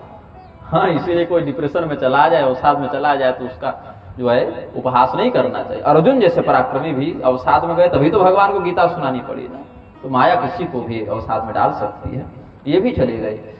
एक तालाब दिखा, गर्मी सी, थक कर वहां विश्राम करना चाहे, जल पीने के लिए गए। तो जब तालाब की मेड़ पर, ऊंचाई पर मेड़ होता है, ऊपर जब चढ़े तो देखा कि सामने से कोई संत आ रहे हैं, वो भी बड़े तेजस्वी लगे इनको। तो वहां से जब उनको आते देखा दूर से, वो भी जल पी चुके महात्मा जी, वो भी अपने वृक्ष की छाया में बैठ चुके। हालांकि भागवत इत्यादि में या पद्म पुराण में तो वर्णन नहीं है, लेकिन कहीं हमने पढ़ा था कि उन संत का नाम था ज्योतिष्पाद। उनके चरणों में बहुत प्रकाश था, ज्योतिष्पाद उनका नाम था। कहीं हमने कभी किसी ग्रंथ में पढ़ा था बहुत वर्ष पहले। उनके शरण में गए और अपना कष्ट निवेदित किया। ऐसे उन्होंने ही पहले पूछा, कथम रोदिषि विप्रत्वं काते चिंता बलीयसी। संतों का यही है, किसी को कष्ट में देकर नहीं रह पाते और फंस जाते हैं। स्वयं पूछ करके क्या संकट है, वो पीछे पड़ जाता है कि आप निवारण कीजिए। तो इनसे भी स्वभावतः, हालांकि त्रिकालज्ञ थे, सब जानते थे आगे पीछे की बात, फिर भी करुणा से पूछ बैठे और मुझे अपने दुख का कारण बताओ। वैसा जब उन्होंने कहा तो इन ब्राह्मण देवता ने पैर पकड़ लिया और कहा कि हमारा कोई संतान, हमारी संतान नहीं हो रही और आप समर्थ हैं, श्रेष्ठ हैं, तपोबली हैं, आप कुछ ऐसी कृपा करें कि हमारे घर भी एक बालक हो जाए। उन्होंने कहा कि देखो, बालक हो जाए अलग बात है, तुम्हें संतान सुख नहीं होगा, संतान का सुख तुम्हारे भाग्य में नहीं है। और ये जन्म छोड़ो, सप्त जन्मावधितव पुत्रो नैवच नैवच। तुम्हारे पूर्व जन्म के कुछ ऐसे दुष्कृत हैं, जैसे गर्भपात जो इस जन्म में करता है उसको अगले जन्म में संतान नहीं होती। अभी जो व्यक्ति संतानहीन है, यह समझना चाहिए कि पूर्व जन्म में ऐसा ही कोई पाप उनका है। कोई भी सुख है या कोई भी दुख है, वो पूर्व जन्म के किसी न किसी पुण्य या किसी न किसी पाप का ही परिणाम होता है। और ये केवल हमारे ऊपर नहीं, आपके ऊपर नहीं, हर युग में हर जीव पर लागू होता है। किसी निजी व्यक्ति की बात मैं नहीं करता, सब पर। अगर कुछ रोग है, कुछ कलंक है, कुछ दरिद्रता है, कुछ भी प्रकार का कष्ट है, तो किसी न किसी पाप का परिणाम है। और कुछ सुख है तो किसी न किसी पुण्य का परिणाम है। तो यहाँ पर कहा कि तुम्हारे जो प्रारब्ध को मैं देख पा रहा हूं, तो वो प्रारब्ध कटने में 7 जन्म लग जाएंगे भाई। 7 जन्म तक संतान विषयक सुख तुम्हें प्राप्त नहीं होगा। और देखो, संतान प्राप्त हो जाने के बाद भी वह संतान तुम्हें सुख ही दे यह आवश्यक नहीं है। बहुतों की संतान नालायक निकल जाती है तो माता पिता कहते हैं इससे अच्छा तो हम निसंतान ही ठीक थे। तो संतान होना अलग बात है और संतान सुख होना अलग बात है। इसीलिए इस पर चिंतन मत करो, हमारी जैसे विरक्त बन जाओ। संन्यास में बहुत सुख है, संन्यास से सर्वथा सुख। हम बोले हाँ महाराज, अंगूर खट्टे हैं, नहीं मिला तो कह दीजिए खट्टे हैं। क्या आपको संतान सुख का और पत्नी सुख का मर्म पता होगा? सन्यासियों को पुत्रादि सुखहीनो यम संन्यास शुष्क वही। जैसे कोई ठूठ मरा हुआ पेड़, सूखा वृक्ष खड़ा रहता है, न उसमें फूल लगते हैं, न उसमें पत्ती लगते हैं, न उसमें फल लगते हैं, वैसे ही आपका संन्यास है, रूखा सूखा, इसमें कोई लाभ नहीं। गृहस्थ सरसो लोके पुत्र पौत्र समन्वित। आनंद तो उसमें है कि घर में बढ़िया नाती पोते अगर क्रीड़ा करते रहे, आंगन भरा पूरा रहे, आनंद तो उसमें है। तो महाराज जी समझ गए कि अभी इसका चित्त संतान संतान संतान इस आसक्ति में बंधा है, अभी ये ज्ञान को धारण करेगा नहीं। इसका घड़ा है उल्टा, हम कितना भी जल डालेंगे इसका जल तत्व यहाँ धारण नहीं करेगा। 2-4 बार इसको इसके पुत्र से प्रताड़ना मिलेगी, तब इसको बहुत रस की प्राप्ति होगी, तब ये मेरा ज्ञान धारण करेगा। तो कहा अच्छा ठीक है भाई, अब जाओ, तब करो प्रयास। बोले जाओ कहाँ, अब आपकी शरण में आ गए तो ये आपकी जिम्मेदारी बनती है, आपका कर्तव्य बनता है कि हमें संतान विषय कुछ आप वरदान दें। और नहीं तो हम मरने का ही चिंतन करके घर से आए थे, आपके ही चरणों में अपना मस्तक पटक कर हम मर जाएंगे। सन्यासी बाबा ने सोचा कि भाई क्या ये पीछे पड़ गया है, जाओ। एक फल निकाला अपने झोले से, उसको दिव्य मंत्रों से अभिमंत्रित कर दिया, आशीर्वाद में दे दिया और कहा कि देखो इसको जाकर अपनी पत्नी को खिला देना, तो इस फल के माध्यम से उसमें संतान उत्पन्न करने का जो गुण है वह जागृत हो जाएगा। और कुछ एक नियम है जो कि बच्चे के जन्म लेने तक तुमको पालन करना है। अब तुम तो खैर करते ही हो, तुम्हारी पत्नी नहीं करती है धर्म का पालन, तो थोड़ा बहुत उसको भी नियम का पालन करना पड़ेगा। बोले महाराज क्या क्या नियम है यह भी बता दीजिए। बोले बहुत ज्यादा नहीं है, कुछ सामान्य सदाचार है जो किसी भी व्यक्ति को करना चाहिए। जैसे कि सत्य बोलो, शुद्धि के साथ रहो, अशुद्धि का पालन मत करो, किसी का जूठा मत खाओ, बासी भोजन मत करो, दान इत्यादि अपने घर में आए अतिथि को, पुरोहित को समय अनुसार दान करो, अपने आश्रितों का भरण पोषण करो, किसी का धन अनैतिक रूप से न ग्रहण करो। यही सब जो 10-5 सदाचार हैं, इतना ही पालन करना है, कोई विशेष नियम नहीं है। संयम से रहना है, कुछ भी नहीं खाते पीते चलना है, सात्विक आहार करना है। तो यह सब सामान्य नियम का पालन करना है। और 1 वर्ष के बाद अगर ऐसा नियम चला तो तुम्हारा पुत्र हो जाएगा और अच्छा पुत्र हो जाएगा। तुमको यत् वर्षावधि स्त्रिया कार्यम 3 पुत्रोति निर्मल, अत्यंत निर्मल पुत्र तुम्हें हो जाएगा अगर इस विधान से चलोगे। ऐसा कह के महाराज जी आगे बढ़ गए। आत्मदेव बड़े प्रसन्न हुए, अपने घर में आए और ये फल लाकर अपनी पत्नी को दे दिया। अभी तक आत्मदेव का पूरा जीवन चिंताग्रस्त रहा कि बच्चा नहीं है, पत्नी को कोई चिंता नहीं थी। और जैसे ही फल घर में आया, आत्मदेव की चिंता चली गई कि महाराज जी ने फल दिया है, अब तो कोई चिंता ही नहीं। और अब फोन देखें,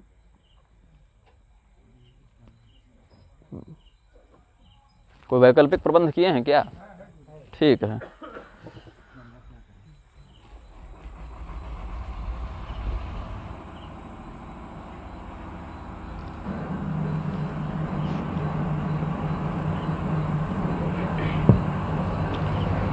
श्रीमन्नारायण प्रेम से बोले आनंद कंद भगवान की। अब फल के घर में आते ही पत्नी के जीवन में तरह तरह की चिंताएं आ गई। क्या क्या चिंता आ गई? सर्वप्रथम चिंता तो यह हुई कि इतने इतने नियमों का हम पालन कैसे करेंगे, बिना झूठ चुगली के हम रह नहीं पाते। अब अचानक से कह दे रहे हैं कि 1 साल तक सत्य बोलो, 1 आध दिन रहे तो कर भी ले व्यक्ति अपने मन को मार के, लेकिन 1 वर्ष तक तो संभव नहीं है। और जूठा भोजन मत करो, नित्य दान करो, दान करने की प्रवृत्ति हमारी है ही नहीं, अचानक से कैसे प्रवृत्ति ले आए, बहुत कुछ है। फिर सौंदर्य विषय चिंता हुई कि गर्भेणोदर वृद्धि स्यात्, गर्भ ठहरने पर पेट बढ़ जाएगा तो सुंदरता हानि होगी, प्रसव के बाद भी शारीरिक सुंदरता की हानि हो सकती है। प्रसव मेरा बहुत दीर्घ अवस्था के बाद होगा, पहला प्रसव है, उसमें भी बहुत तरह की समस्याएं हैं। अगर ये बच्चा सामान्य होने वाला नहीं है, ये किसी संत के फलस्वरूप होने वाला है, कहीं सुखदेव जी जैसे पेट में लंबे समय टिक गए तो 4-5 साल, तो और चिंता की बात है। तो हर तरह तरह की उसने कुतर्क किए। और भी यह कहा कि अगर भाभी जो है वो गर्भवती है, थोड़ी सहायता कर दूं, ऐसा चिंतन करके ननद लोग आ गए तो बढ़िया बढ़िया साड़ी और गहना तो मेरी विदागिरी में चली जाएगी, सौभाग्यवती सुहागन सुवासन को देने में निकल जाएंगे, तो मेरा जो है इतना संग्रह वो सब चला जाएगा। कुछ भी ना हो, अब क्या है कि हमारे घर में मैं गर्भवती हूँ, सुकुमारी हूँ, तो क्या करूंगी, घर का काम नहीं कर पाऊंगी, तो 2-4 नौकर रखने पड़ेंगे। और जिसके यहाँ नौकर चाकर होते हैं, डाकुओं का करोड़ पहलू उसी घर में होता है कि संपन्न व्यक्ति है, जिसके यहाँ बढ़िया धन संपत्ति होगी। रिक्शा वाले के यहाँ थोड़ी डकैत जाएंगे, वो तो किसी बड़े सेठ के यहाँ जाएंगे ना। तो इसीलिए हमारे घर में नौकर चाकर को काम करता देखकर डाकुओं की नजर हमारे गांव पर, हमारे घर पर पड़ जाएगी, तो हम कहाँ भागेंगे। तरह तरह का उसने चिंतन किया। तो उन्होंने यह विचार किया कि संतानहीन जीवन बड़ा उत्तम है, कोई तरह की चिंता नहीं। और एक बहुत ही मूर्खतापूर्ण कुतर्क किया उस स्त्री ने, धुंधली नाम था। क्या कहती है, वंध्या वा विधवा नारी सुखिनी चेती में मती। हमारी नजर में तो सुखी वही स्त्री है जो या तो विधवा है या तो बांझ है। ये उसकी अपनी बुद्धि लग गई। अब उन्होंने फल तो नहीं खाया, अपने पति से झूठ बोल दी, हाँ हमने खा लिया, ऐसा कह दिया। कुछ काल के बाद उसकी बहन आई घर में। एकदा भगिनी तस्यास्तद्गृहं स्वेच्छया, अपने मन से ऐसे ही बहन से मिलने की इच्छा से आ गई और देखा कि इसके तो चेहरे की रंगत उड़ी हुई है। प्रश्न किया, क्या चिंता है, भी तबियत पानी सब बढ़िया है, कुशल है, क्या दिक्कत है तुम्हें। उसने कहा कि छोटी बहन थी, हेनुजे करवाणे किम, हे अनुजे, हे छोटी बहन, एक चिंता है, ये हमारे प्राणनाथ ले आए हैं, फल कहाँ से पता नहीं, और ऐसी ऐसी बात कह दिए हैं। हमने भी कह दिया कि हमने फल खा लिया है, लेकिन फल तो देखो धरा हुआ है। अब समयानुसार अगर गर्भवती के लक्षण हमारे शरीर में प्रकट न हुए तो हम क्या उनको उत्तर देंगे। और फल भी किसी सिद्ध संत के द्वारा दिया गया है, इसको फेंक भी नहीं सकते, अपमान हो जाएगा, इसका भी क्या करें, सड़ता भी नहीं है, ये फल दिव्य फल है, 15 दिन से ऐसे ही पड़ा हुआ है, क्या करें। तब उसने एक उपाय बताया, बोले देखो, अच्छा घर की महिलाएं चाहे तो देवताओं को नचा दे, इस प्रकार का कुचक्र करके। इतने बड़े द्वितीय भास्कर जो आत्मदेव चलते फिरते सूर्य के समान थे, वो भी अपने पत्नी और साली की कुचक्र को न समझ सके। वो तो जीवन भर यही मानते रहे कि हम तो धुंधकारी के पिता हम ही हैं। लेकिन प्रारब्ध क्या था, आपको अगर लग रहा है कि आपको ये चीज मिल गई है इस प्रकार से, तो जरूरी नहीं कि आपको जो पता चला वो सही रिपोर्ट आपको मिली, उसके पीछे कुछ और भी घटना हो सकती है। तो यहाँ पर चिंतन यही किया दोनों स्त्रियों ने मिलकर। उसने कहा कि लगभग इसी समय के आसपास का गर्भ हमारा भी है, तो हमारे घर में भी आर्थिक स्थिति सही चल नहीं रही है, तुम्हारे पास तो भगवान की कृपा से अच्छा खासा धन है, हमारा जब बच्चा होगा तुम कुछ धन हमें दे देना, हमारा बच्चा को ले जाना, जो माँ है सुमौसी है, कोई दिक्कत नहीं है, घर की बात घर में रहेगी, हमारा बच्चा तुम्हारे यहाँ पल लेगा। बोले वो तो ठीक है, और दूध पिलाने का क्या करेंगे। बोले दूध पिलाने का ये करेंगे, मैं कह दूंगी हमारा बच्चा होकर कुछ दिन में चला गया, कुपोषित जन्म लिया था, प्री मैच्योर था, तो वो टिका नहीं, इसीलिए अब हम तो स्तनवती हैं, हमारे स्तनों में दुग्ध है, और तुम बहुत दीर्घ काल के बाद मां बनी हो, तो तुम्हारे स्तनों में दुग्ध नहीं उतरा, तो हम आकर तुम्हारे बच्चे का भरण पोषण कर देंगे। ऐसा कुछ इन्होंने अपना चिंतन किया। और क्या विश्वास था आत्मदेव का अपनी पत्नी पर कि उनको अपने अंतिम समय तक ये रहस्य नहीं पता चला। अब समयानुसार यही हुआ। अब फल का क्या करें, बोले तुम्हारी गाय भी तो बच्चा नहीं दे रही है ना, फल उसी को खिला दो, अगर बच्चा हो गया तो बढ़िया, और न हुआ तो कौन इस बात की चर्चा करने जा रहा है कभी क्या हुआ था। ये वहां पर लागू कर दिया गया नियम। समयानुसार जब उस महिला को संतान की प्राप्ति हुई, एक लड़का हुआ, उस लड़के को कुछ समय के बाद यहाँ ले आया गया। यहाँ भी बहुत बढ़िया नाटक किया गया कि हाँ बच्चा हुआ है, ये हुआ है, प्रसूति गृह में मत आइएगा, ये मत कीजिए, गांव के बाहर चले जाइए, ये योग है सही नहीं है, पिता दर्शन नहीं करेंगे, बहुत नाटक इधर भी हुआ। आत्मदेव भी बड़े प्रसन्न हुए कि चलो ले देकर भगवान भला करे, वो महात्मा जी का भी उनकी कृपा से उनको पुत्र हो गया बुढ़ापे में। और नामकरण क्या हो, तो सब संस्कार उन्होंने। अच्छा 3 महीने के बाद ये गाय के पेट से भी गोकर्ण जी के रूप में बच्चा हुआ। अब समस्या क्या थी कि फल में तो मनुष्य के बच्चे का मंत्र डाला गया था ना, और पेट हो गया गाय का, तो क्या हो इसमें। तो उसमें हुआ यही कि बच्चा तो मनुष्य का ही स्वरूप धारण करके जन्म लिया है, लेकिन गौ के गर्भ से निश्चित होने के कारण कान जो है उनके वो गाय के समान हो गए, तो गौकर्ण, इसीलिए उस लक्षण के कारण ही उनका नाम गौकर्ण पड़ा। और दक्षिण भारत में एक गौकर्ण तीर्थ भी है।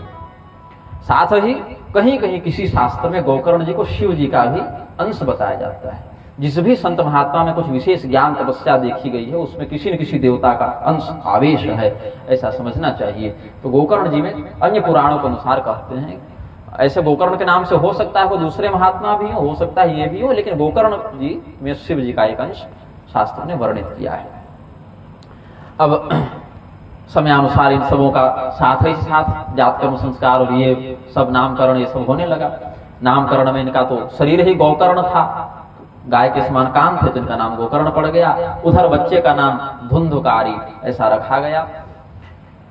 आत्मदेव बड़े प्रमुदित हुए, लेकिन बचपन से ही कहा क्या गया था कि वर्षावधि स्त्रिया कार्यम तेन पुत्रोति निर्मलः, अगर 1 वर्ष तक इन सद्गुणों का नियमों का पालन करोगे तो निर्मल पुत्र होगा। यहाँ पर छल कपट षड्यंत्र का आश्रय लिया गया और इस फल का भी एक प्रकार से तो कहे निरादर ही हुआ। इनको दिया गया था, यहाँ उस फल को स्वयं न लेकर गाय को दे दिया गया। तो ये पुत्र जो धुंधुकारी हुआ, इसका पूरा का पूरा समय, इसका पूरा का पूरा जो जन्म है, उसके पीछे का पूरा घटना चक्र षड्यंत्रमय था। इसीलिए इसके चित्त में पाप का बाहुल्य था। और गोकर्ण जी एक संत के आशीर्वाद से, गौ के दिव्य शरीर से, सभी देवताओं का वास है गौ में, वहां से निश्चित हुए। इसलिए परम सात्विक ज्ञानी तपस्वी ऐसे सदाचारी बनकर जन्म लिए। गोकर्ण पंडितो ज्ञानी धुंधुकारी महाखल, बहुत खल भी नहीं महाखल, दुष्टों में भी थोड़ा वरिष्ठ दुष्ट हुआ, दुष्टों का भी सरदार हुआ, वह सामान्य दुष्ट नहीं हुआ।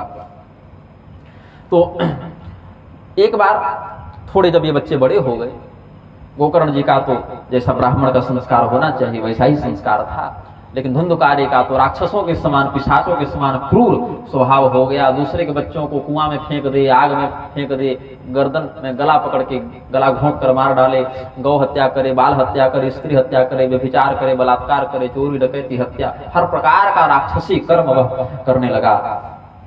आत्मदेव बड़े पीड़ित रहते। पूरे जीवन भर आत्मदेव ने जो सम्मान कमाया था, धुंधुकारी 5 से 10 साल जाते जाते सब सम्मान उनका समाप्त कर दिया। लोग कहने लगे कि महाराज इससे अच्छा तो अपनी संतान भले थे। और धुंधुकारी के जन्म से आत्मदेव को भी जो ये दुष्कृत्य वह करता था, उससे उनको भी बहुत कष्ट होता था। तो गोकर्ण जी के शरण में गए। गोकर्ण जी को कहा कि पुत्र अब तुम ही हमको बताओ हम क्या करें, क्योंकि देखिए आत्मदेव जी को मूर्ख थे नहीं, वो भी श्रेष्ठ विद्वानों में उनकी गणना होती थी। वो जब देखते थे कि हमारी ऐसी नालायक संतान होनी थी, वो गोकर्ण जी की शरण में जब गए तो गोकर्ण जी हैं कौन, वही फल गोकर्ण के रूप में उत्पन्न हुआ है। और वो फल क्या था, उस सन्यासी के द्वारा अभिमंत्रित फल था।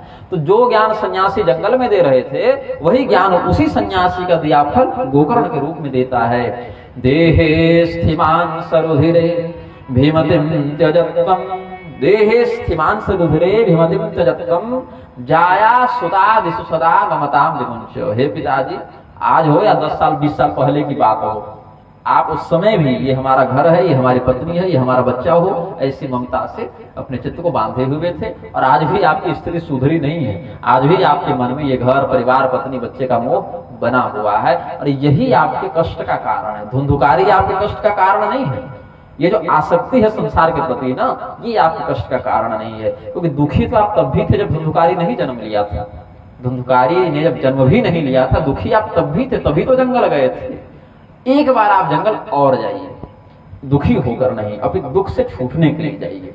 और वहां जाकर क्या कीजिए, पश्यानिशम जगदिदम क्षणभंग निष्ठम वैराग्य राग रसिको भव भक्ति निष्ठः। वहां पुत्र पुत्र की तलाश में गए थे ना, अब ब्रह्म ब्रह्म की खोज में निकलिए, परमात्मा की खोज में निकलिए। वैराग्य राग में रस रखिए, वैराग्य में ही प्रेम करना है, आसक्ति करनी है, विरक्ति में आसक्ति कीजिए, संसार में मत कीजिए। इस शरीर में क्या है, बहुत सुंदर स्त्री हो या बहुत सुंदर पुरुष हो, उसका हाथ पैर अतड़ी किडनी लीवर सब निकाल के रख दे तो उसकी सुंदरता थोड़ी रहेगी। बहुत सुंदर स्त्री पुरुष भी हो, लेकिन हर अंग को अलग अलग करके टेबल पर सजा दे तो घृणित ही लगेगा ना। यही तथ्य है, इतना ही है, साथ में जोड़ दिए। और जब तक हाथ पर चल रहा है, बहुत सुंदरता है, ये है वो है, लेकिन वहां से जो आत्म तत्व है, आत्मा है, उसको निकाल दीजिए तो वही शरीर जो है। थोड़ी कहते हैं हमारी पत्नी बहुत सुंदर थी, मर गई है, इसकी चमड़ी निकाल कर रख लेते हैं, ऐसा तो नहीं कहते ना, क्योंकि आपको पता है कि वह सुंदरता वास्तविक सुंदरता नहीं है। उसको तो समयानुसार जल्दी से जल्दी जो भी जिसकी विधि व्यवस्था है उसके अंतिम संस्कार का प्रबंध करना चाहिए। तो वही काम का विषय है। काम मतलब काम वासना का, कार्य का विषय, तत्व का विषय है। इसलिए पिताजी, इस देह में हड्डी मांस खून में आप जो आसक्ति की, इसको मत कीजिए, ऐसा उपदेश किया गोकर्ण जी ने। तो क्या करें, धर्मं भजस्व सततं त्यज लोक धर्मान सेवस्व साधु पुरुषां जहि काम तृष्णा अन्यस्य दोष गुण चिंतन मासु मुक्त्वा सेवा कथा रसमहो नितरां पिबत्तम्।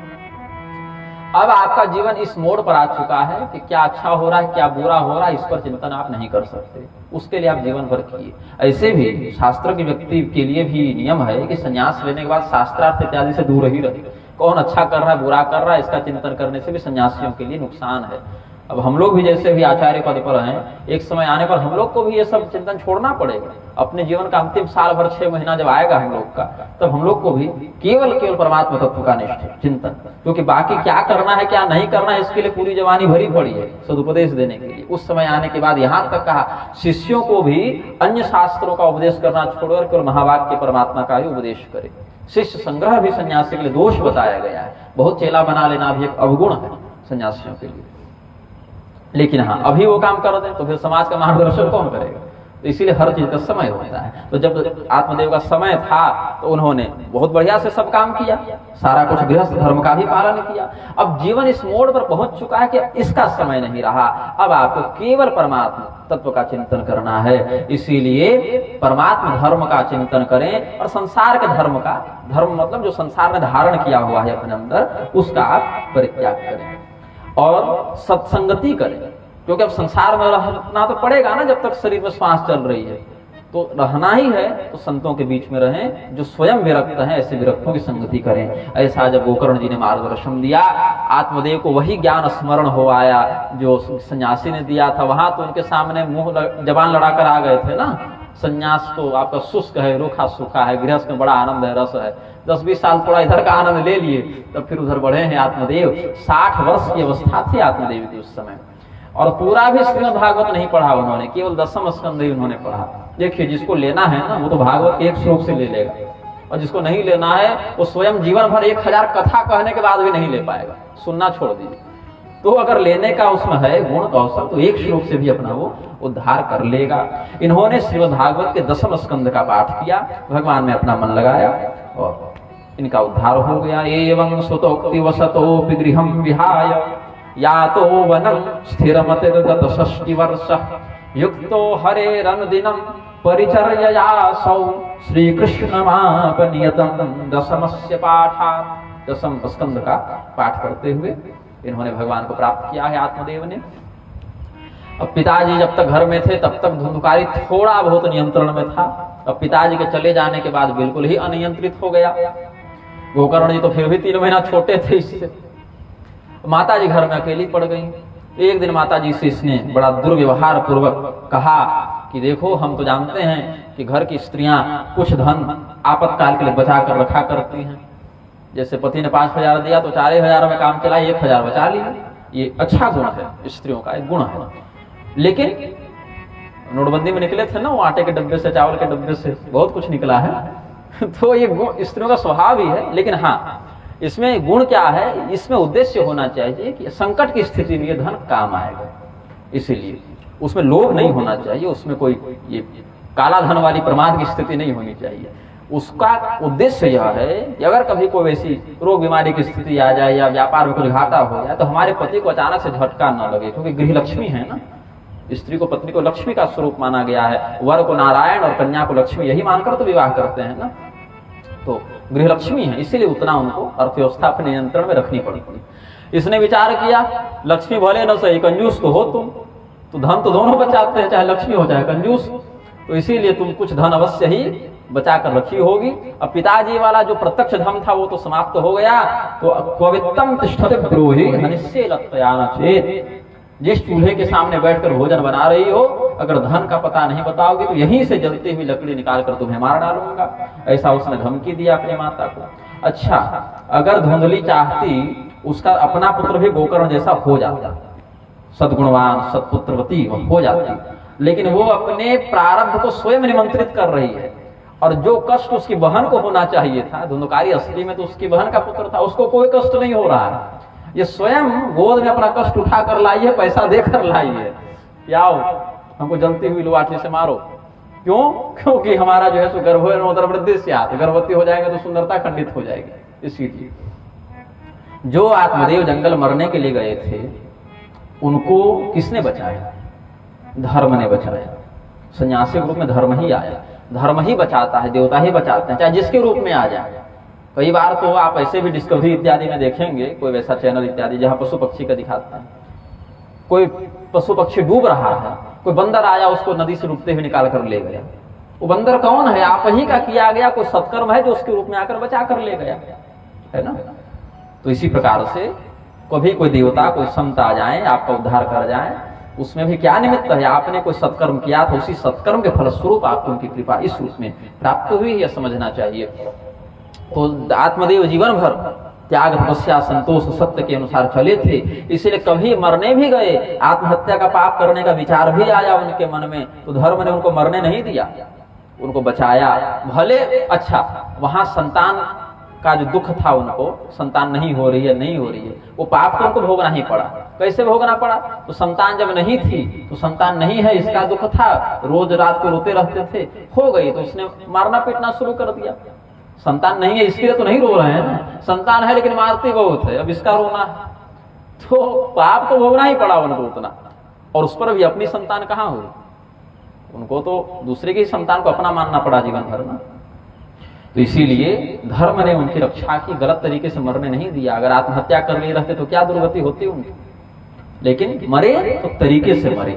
और मरे क्या? वो तो मोक्ष को प्राप्त हुए ना। श्री कृष्ण महापनियतम दर्शनस्य पाठा, वो तो मुक्त हो गए, मरे भी नहीं, उनकी तो मुक्ति हो गई। और जो धुंधली मेरा शरीर है, बहुत प्रिय है, बहुत सुंदर है, इसका संरक्षण करो, इसके चक्कर में लगी रही, उस धुंधली का क्या हुआ? अंत में उसको रात्रि को कुएं में कूदकर अपना प्राण त्यागना पड़ा, अपने दुष्ट शरीर को उसने छोड़ा, और वो भी अपने ही कथित पुत्र के धमकाने पर उसको मरना पड़ा। ये कर्म कैसे कहाँ किसको पलटता है? जो मरने गया वो नहीं मरा, और जो बचना चाहती थी उसको मरना ही पड़ा, अपने घर में मरना पड़ा। तो कूपे पातः कृतो रात्रौ तेन सा निधनम गता, रात्रि को कुएं में कूदकर उसने अपने प्राण त्याग दिए। गोकर्ण जी ने देखा कि पिताजी जा ही चुके, माता जी जा ही चुकी, तो माता जी का जैसे उनको संस्कार इत्यादि करना था अपना किए और तीर्थ यात्रा के लिए निकल गए। ऐसे तो आत्महत्या वालों का संस्कार होता नहीं है, उनके लिए जो अलग विधियां बताई गई उसी विधि के अनुसार उनके लिए जो कर सकते थे वो किए, चले गए। न दुखम न सुखम तस्य न वैरी नापि बांधवः। और गोकर्ण जी के जीवन में न कोई सुख था, न कोई दुख था, न कोई मित्र था, न कोई शत्रु था। हर प्राणी के प्रति परमात्मा भाव रखते, हर जगह परमात्मा है ऐसा चिंतन करते, कोई अपना पराया का भेद नहीं, सर्वत्र परमात्मा है ऐसा चिंतन करते वो तीर्थ यात्रा के लिए निकल गए। धुंधकारी निरंकुश हो गया, कोई नियंत्रण करने वाला रहा नहीं।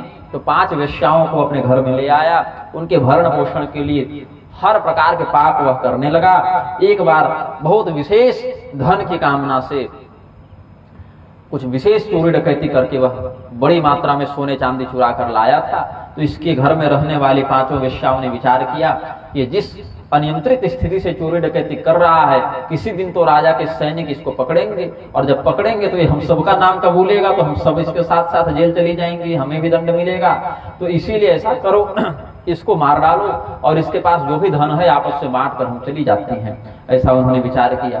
तो धुंधकारी जब रात्रि को आया घर और चोरी इत्यादि करके कुछ आया था रात को, चोर तो रात को विलंब से आते हैं ना, 2 बजे 3 बजे 4 बजे तक वो पहुंचा घर। तो इन वेश्याओं ने पहले ही उसको मारने का प्रबंध कर रखा था। मदिरा इत्यादि वह पीता ही था, विलासी स्वभाव का था, मदिरा मांस इत्यादि में उसकी आसक्ति थी। आया बिल्कुल बढ़िया लड़खड़ाते हुए, उसको इन्होंने पकड़ा और उसको मारने का प्रयास किया। पाशम कंठे निधायास्य तन्मृत्युमुपचक्रमुः, इसके कंठ में रस्सी बांधकर गला घोंटकर मारने का प्रयास किया, लेकिन ये मरा नहीं। चिल्लाने लगा, चीखने लगा। तो चिल्लाने से बाकी लोग जग जाएंगे, ऐसा वेश्याओं को संदेह हुआ कि रोएगा चिल्लाएगा तो आस पड़ोस के लोग जग जाएंगे। तो क्या करें, कैसे इसका मुंह बंद करें? तो हड़बड़ी में कुछ नहीं सूझा, तो बगल में चूल्हा जल रहा था। इसने अपनी माँ को धमकाया था ना, इसी चूल्हे से लकड़ी निकाल कर तुम्हें मारूंगा। यही वाक सिद्धि इसको लग गई। उसी चूल्हे से बड़े बड़े अंगार निकाल कर उसके मुख में डाल दिया गया, उसका कंठ जल गया। तो क्या चिल्लाएगा, वो मर गया वहीं पर। जीते जी मुखाग्नि हो गई उसकी ना, मरने के बाद क्या मुखाग्नि देंगे, उसकी मुखाग्नि तो जीते जी हो गई। अब इसका क्या करें? बोले इसको जलाएंगे भी, इसको दफनाएंगे भी। तो मुखाग्नि हो चुकी थी, गड्ढा वहीं पर आंगन में लगा के उसको अंदर मिट्टी में दाब दिया गया।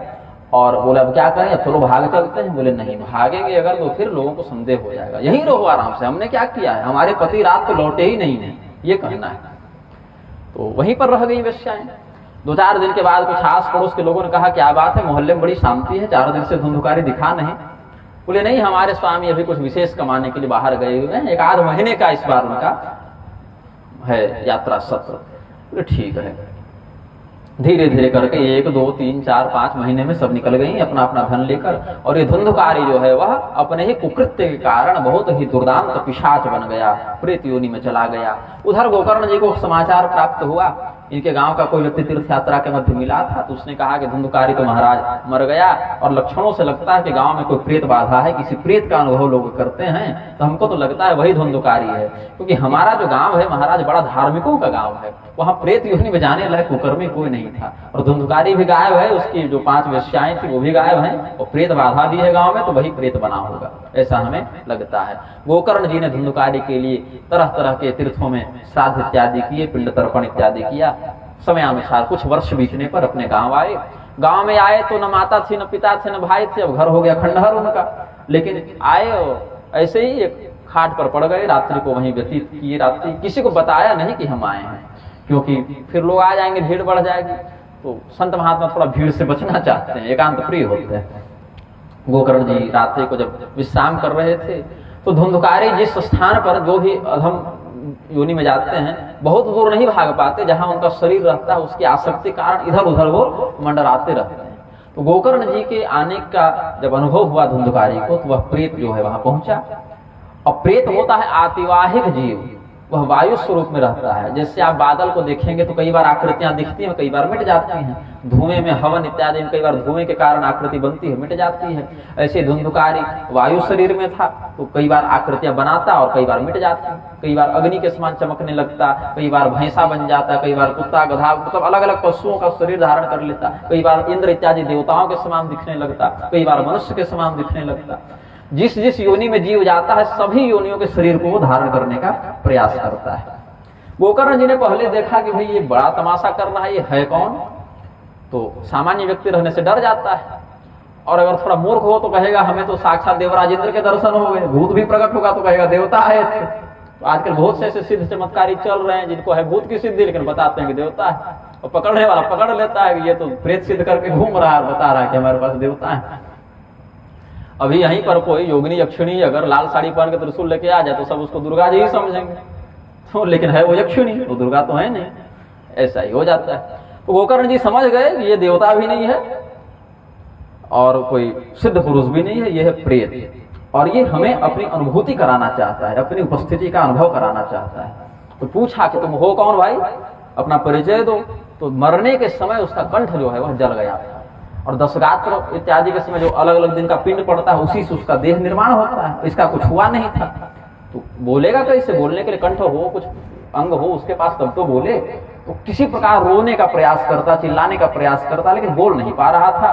तो गोकर्ण जी ने उनके पास जो पवित्र जल था उसी को अभिमंत्रित करके छिड़काव किया, तो थोड़ी सी उसकी जलन में राहत हुई, शांति हुई। तब बोलने लगा, अहम भ्राता तदीयोस्मि धुंधकारिति नामतः स्वकीये नैव दोषेण ब्रह्मत्वं नाशितम् मया।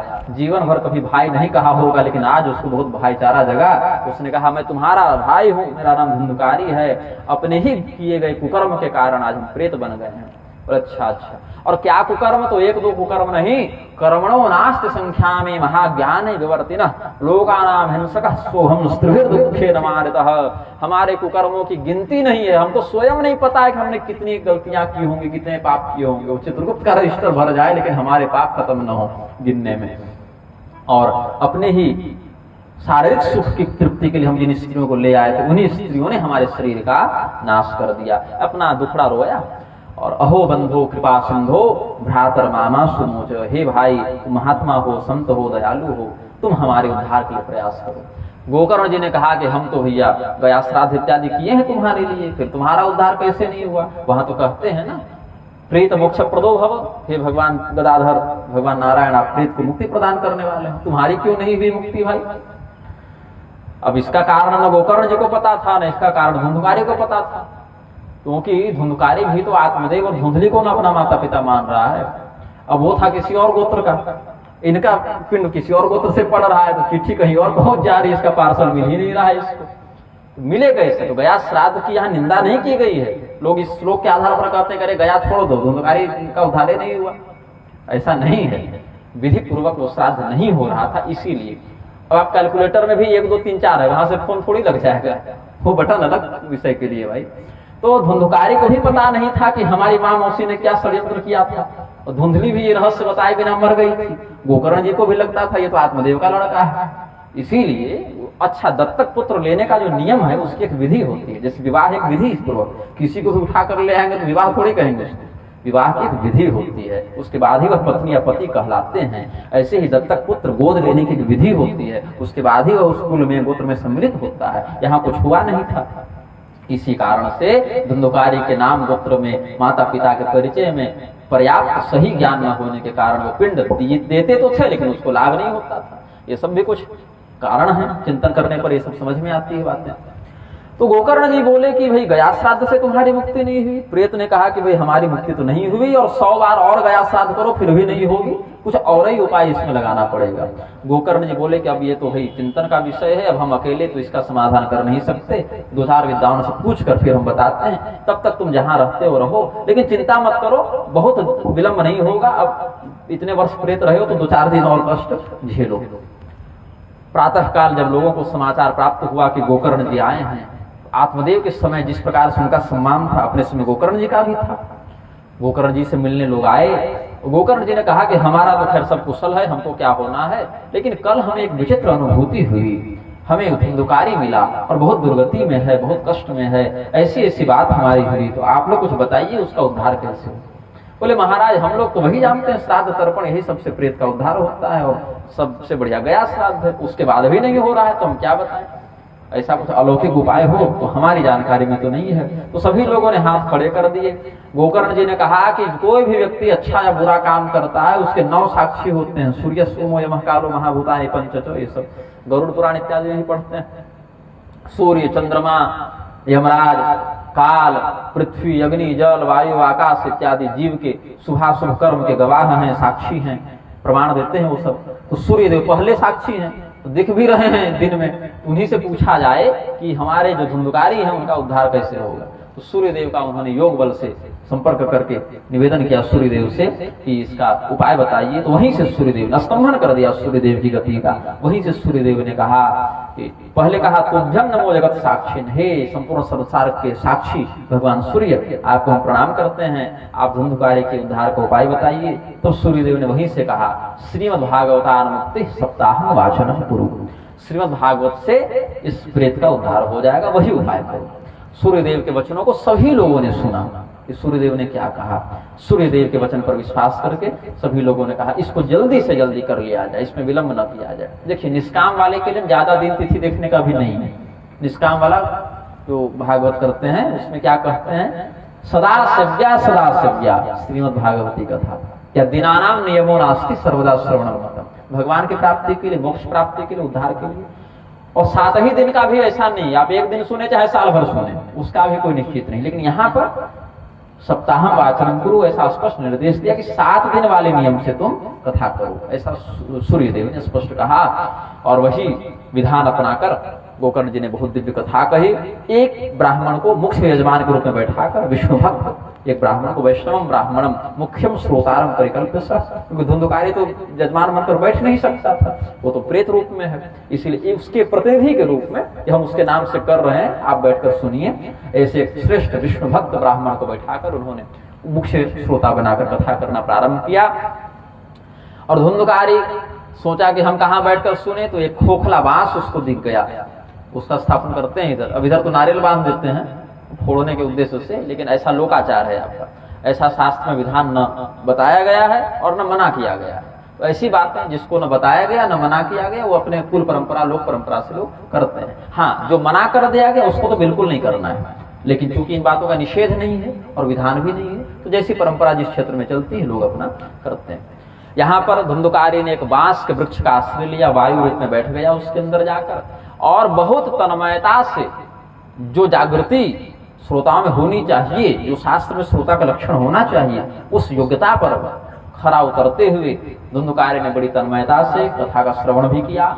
और जब कथा नहीं चलती थी, जब कथा निश्चित समय से चलती थी, जब कथा का सत्र नहीं चलता था, विश्राम काल होता था, तब भी वह कथा का ही चिंतन करता था। और प्रतिदिन कथा के अवसान में संध्या को एक गांठ फोड़कर प्रथमे वंशैक ग्रंथ भेदो भूत सशब्दम पुस्तताम सताम द्वितीये नितथा सायम द्वितीय ग्रंथि भेदनम तृतीये नितथा सायम तृतीय ग्रंथि भेदनम। हर दिन शाम को एक गांठ फटती जाती। 7 दिन के बाद उसने एक दिव्य स्वरूप धारण किया। 12 स्कंध कथा, 12 स्कंध की कथा पूर्ण होने पर दिव्य रूप धरो जातस तुलसीदाम मंडितः पीतवासा घनश्यामो मुकुटी कुंडलान्वितः।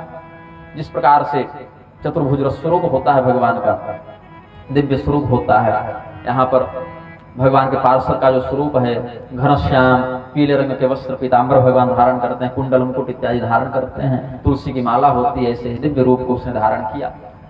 अपने भाई को प्रणाम किया और कहा त्वया हम मोचितो बंधो कृपया प्रेत कश्मलात्। हे भाई, हे भ्रातः, आपकी कृपा से आज हम इस प्रेत रूपी पाप से मुक्त हो गए। आप भी धन्य हैं जो प्रेत का दुख दूर करने में समर्थ है। ऐसी भागवत की कथा भी धन्य है। धन्या भागवती वार्ता प्रेत पीड़ा विनाशिनी।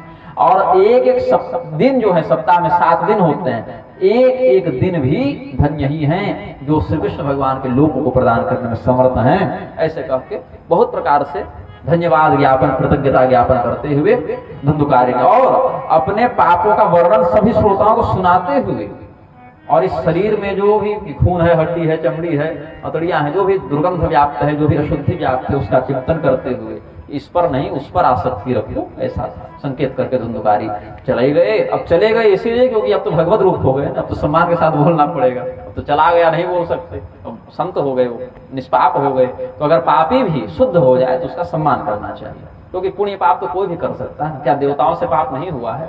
ऋषियों से पाप नहीं हुआ है? हाँ, पाप करने के बाद उसकी वकालत करना गलत है। पाप तो किसी से भी हो सकता है, लेकिन अगर उसको अपने पाप का बोध है, पछतावा है, उसने शास्त्रीय विधि से उसका प्रायश्चित किया है, फिर उसका तिरस्कार, उसकी निंदा नहीं करनी चाहिए। अब इधर गोकर्ण जी ने रोका भगवान के पार्षदों को जो उसको लेने आए थे, धुंधुकारी को लेने के लिए जो भगवान के पार्षद आए, विमान पर आए, उनको रोक दिया। और गोकर्ण जी ने आपत्ति की किस बात पर कि केवल धुंधुकारी का उद्धार क्यों, हमारे बाकी श्रोताओं ने क्या बिगाड़ा था?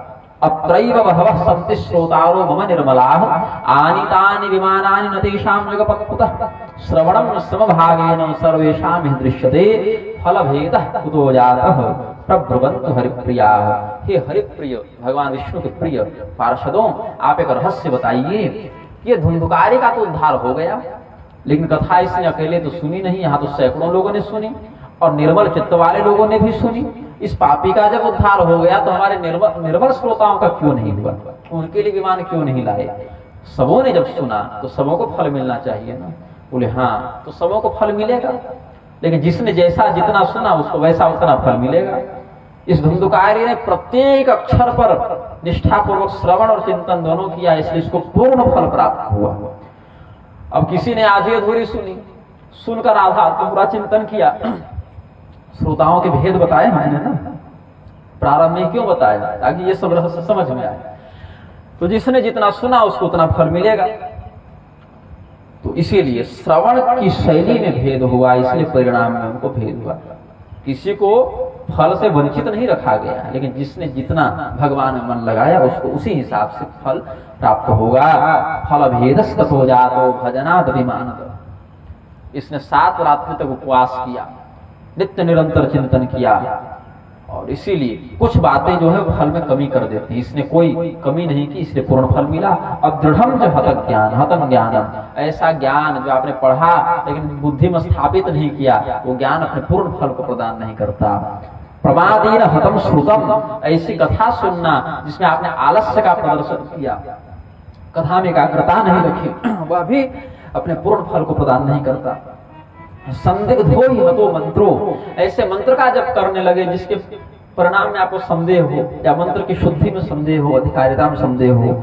और व्यग्र चित्तो हतो जप, ऐसा जप आपने किया कि माला तो फिर रहे हैं लेकिन माला छोड़ के मन हर जगह भटक रहा है, बस यही मन नहीं है, बाकी हर जगह है। ऐसा मंत्र, ऐसा जप, ऐसा ज्ञान, ऐसी कथा का श्रवण, ये सब पूर्ण फल नहीं देते हैं। इसीलिए आपका जो यजमान है मुख्य परीक्षा, अच्छा जिसको धुंधुकारी का प्रतिनिधि बनाकर बैठा है वो ब्राह्मण भी तुरंत नहीं गए, धुंधुकारी चला गया, बल्कि मतलब जो मुख्य यजमान भी बैठे थे वो भी उतनी तल्लीनता से नहीं सुने जितने से प्रेत सुन गया। अर्थ तो यही लगेगा ना। तो इसीलिए आपको अगर वो फल चाहिए जो धुंधुकारी को मिला है, तो आपके श्रोताओं को उस भाव से सुनना पड़ेगा जिस भाव से धुंधुकारी ने सुना। मतलब यही समझिए श्रोताओं कि जितना पाप धुंधुकारी कर लिया उतना भी हम लोग नहीं कर सकते, और जितना ध्यान से कथा सुन लिया उतना भी हम लोग नहीं सुन सकते। तो पाप हो चाहे पुण्य हो, धुंधुकारी रहेगा शीर्ष पर। तो धुंधुकारी के इस कृत्य पर चिंतन किया श्रोताओं ने और बोले महाराज एक बार और कथा सुना दीजिए कम से कम। प्रेत के लिए जब आप सुना सकते हैं तो हम लोग तो फिर भी निवेदन कर रहे हैं, विधि पूर्वक सुनेंगे, एक बार और कम से कम कथा सुना दीजिए, हम लोग ये रहस्य नहीं जानते थे। गोकर्ण जी बोले अच्छा ठीक है कथा सुनाते हैं, लेकिन इस बार क्या है कि इस बार जो कथा सुनाए वो तो बहुत कम आयोजन में सुनाए। अब ये प्रसिद्धि पूरे संसार में फैल रही है कि धुंधुकारी का उद्धार हो गया, तो श्रोताओं की बढ़ेगी भीड़, और भीड़ बढ़ेगी तो बढ़ाना पड़ेगा पंडाल, और उसके लिए चाहिए प्रबंध, और प्रबंध के लिए चाहिए समय। तो 1 महीना रुक जाओ, अगले महीने से फिर ये कथा हम सुनाएंगे। तब तक और भी अगर कोई व्यक्ति सुनना चाहता हो उसको भी समय मिल जाएगा अपने गांव घर से यहाँ तक आने के लिए। क्योंकि अब कोई सुनना चाहे पूरी कथा और आज ही कल से ही हम शुरू कर दें तो बेचारा घर से आते आते 3 दिन की कथा बीत जाएगी। इसीलिए 1 महीने का समय लगेगा, अगले महीने फिर हम लोग इस कथा को करेंगे। ऐसा कह के गोकर्ण जी ने ये उस आषाढ़ में सुनाए थे, फिर श्रावण में पुनः एक नवीन सत्र में कथा का उन्होंने प्रारंभ किया। और उस कथा में दूर दूर के पापी जो धुंधुकारी को अपना आदर्श मानते थे पाप में, वो सब भी देखे कि हमारा सरदार इतना बड़ा प्रेत बना और उसका ऐसे उद्धार हुआ, ऐसे नरक में उसको दुख हुआ, फिर ऐसे उद्धार हुआ।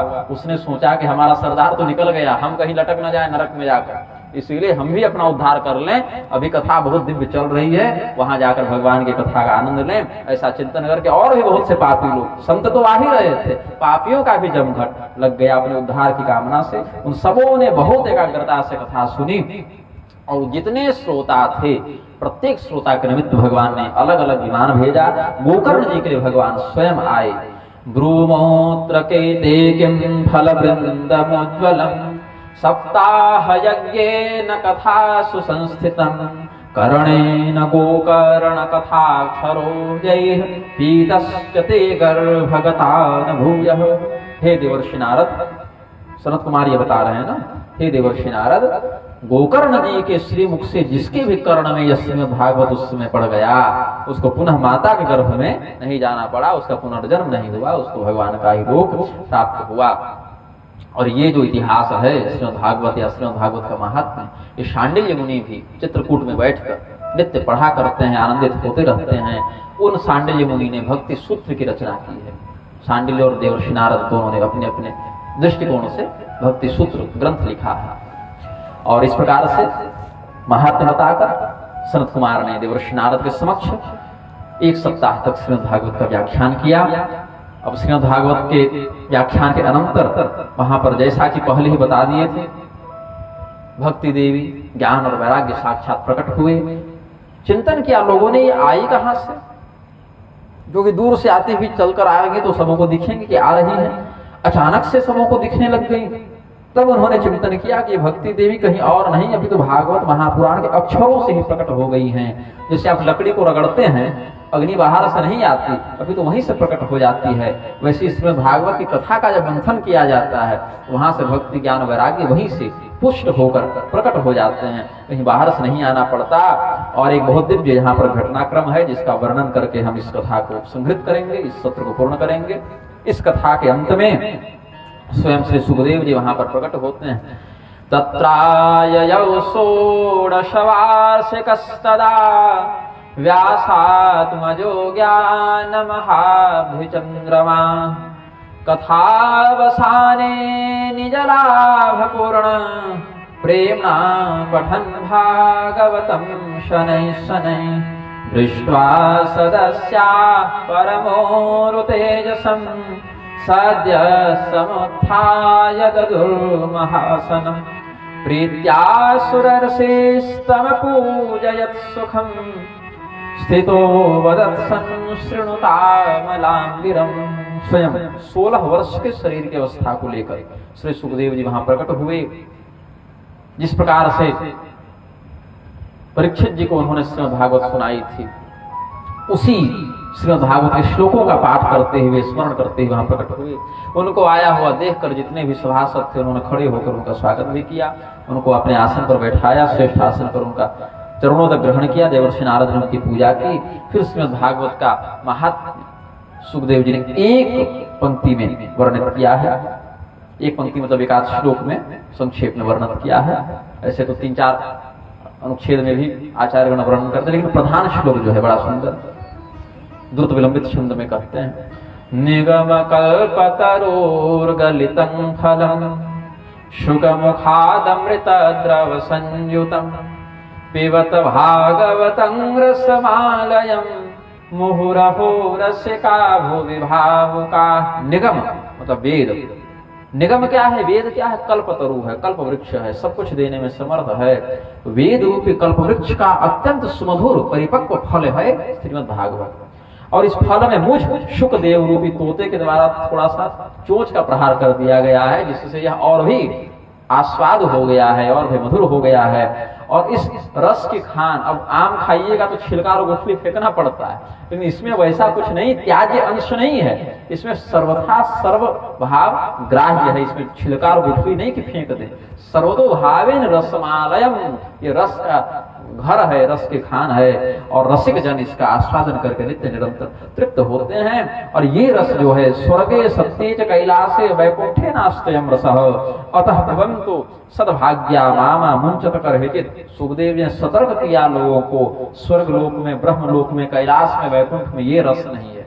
ऐसे वैकुंठ में, कैलाश में और ब्रह्मलोक में भी भागवत की कथा त्रिदेव कहते हैं, स्कंद पुराण के ही अनुसार कहते हैं, लेकिन ये पृथ्वी लोक वाला जो आनंद है, ये वाला आनंद वहां नहीं मिलता। ये आनंद जो है ये कुछ और आनंद है। इसीलिए अत्यंत भाग्य से प्राप्त इस भागवत कथा को छोड़ना मत। ये सुनो ऐसा नहीं कहा, छोड़ना मत ये कह के गए। इसको नित्य निरंतर सेवन करते रहना ये कहा उन्होंने। और स्वयं भगवान कथा के पूर्ण होने पर प्रकट हुए हैं, वहां नृत्य करने लगे, सभी लोग संकीर्तन करने लगे। प्रहलाद जी आए करताल लेकर, उद्धव जी झांझ इत्यादि, कांसे के बनते हैं वो सब, करताल झांझ इत्यादि लेकर आए। देवर्षि नारद के पास वीणा पहले से थी, वो अपने वीणा में तार छेड़ने लगे। जो भगवान के परम प्रिय भक्त हैं अर्जुन, वो भी दिव्य लोक से वहां पर आकर सुंदर मधुर राग में भगवान का कीर्तन करने लगे। इंद्र वहां पर मृदंग बजाने लगे, सनत कुमार जय जयकार करने लगे। और समूह के मध्य में श्रीमद् भागवत के दिव्य रहस्य के भाव को सुखदेव जी वर्णित करने लगे, भगवान नृत्य करने लगे। इस स्वरूप का ध्यान करते हुए हम इस कथा को पूर्ण करते हैं। आप लोग भी थोड़ा संकीर्तन कर लेंगे श्लोकों के बाद। प्रहलादस्तालधारी तरलगतितया चोद्धवः कांस्यधारी वीणाधारी सुरर्षि स्वरकुशलतया रागकर्तार्जुनोऽभूत्। इंद्रो वादन् मृदंगम जय जय सुकरा कीर्तने ते कुमारा। यत्राग्रे भाववक्ता सरसरचनया व्यासपुत्रो बभूव। ननर्तमध्ये त्रिकमेव तत्र भक्त्यादिकानां नटवत्सु तेजसाम्। अलौकिकं कीर्तनमेतदीक्ष्य हरिः प्रसन्नो पिबचो ब्रवीत्। इति च परमगुह्यं सर्वसिद्धान्तसिद्धं सपदि निगदितं ते शास्त्रपुञ्जं विलोक्य। जगति शुककथातो निर्मलं नास्ति किञ्चित् पिब परसुखहेतो द्वादशस्कन्धसारं। प्रेम से बोले आनंद भगवान की। थोड़ा सा कीर्तन कर लें। श्रीमन्नारायण नारायण नारायण श्रीमन्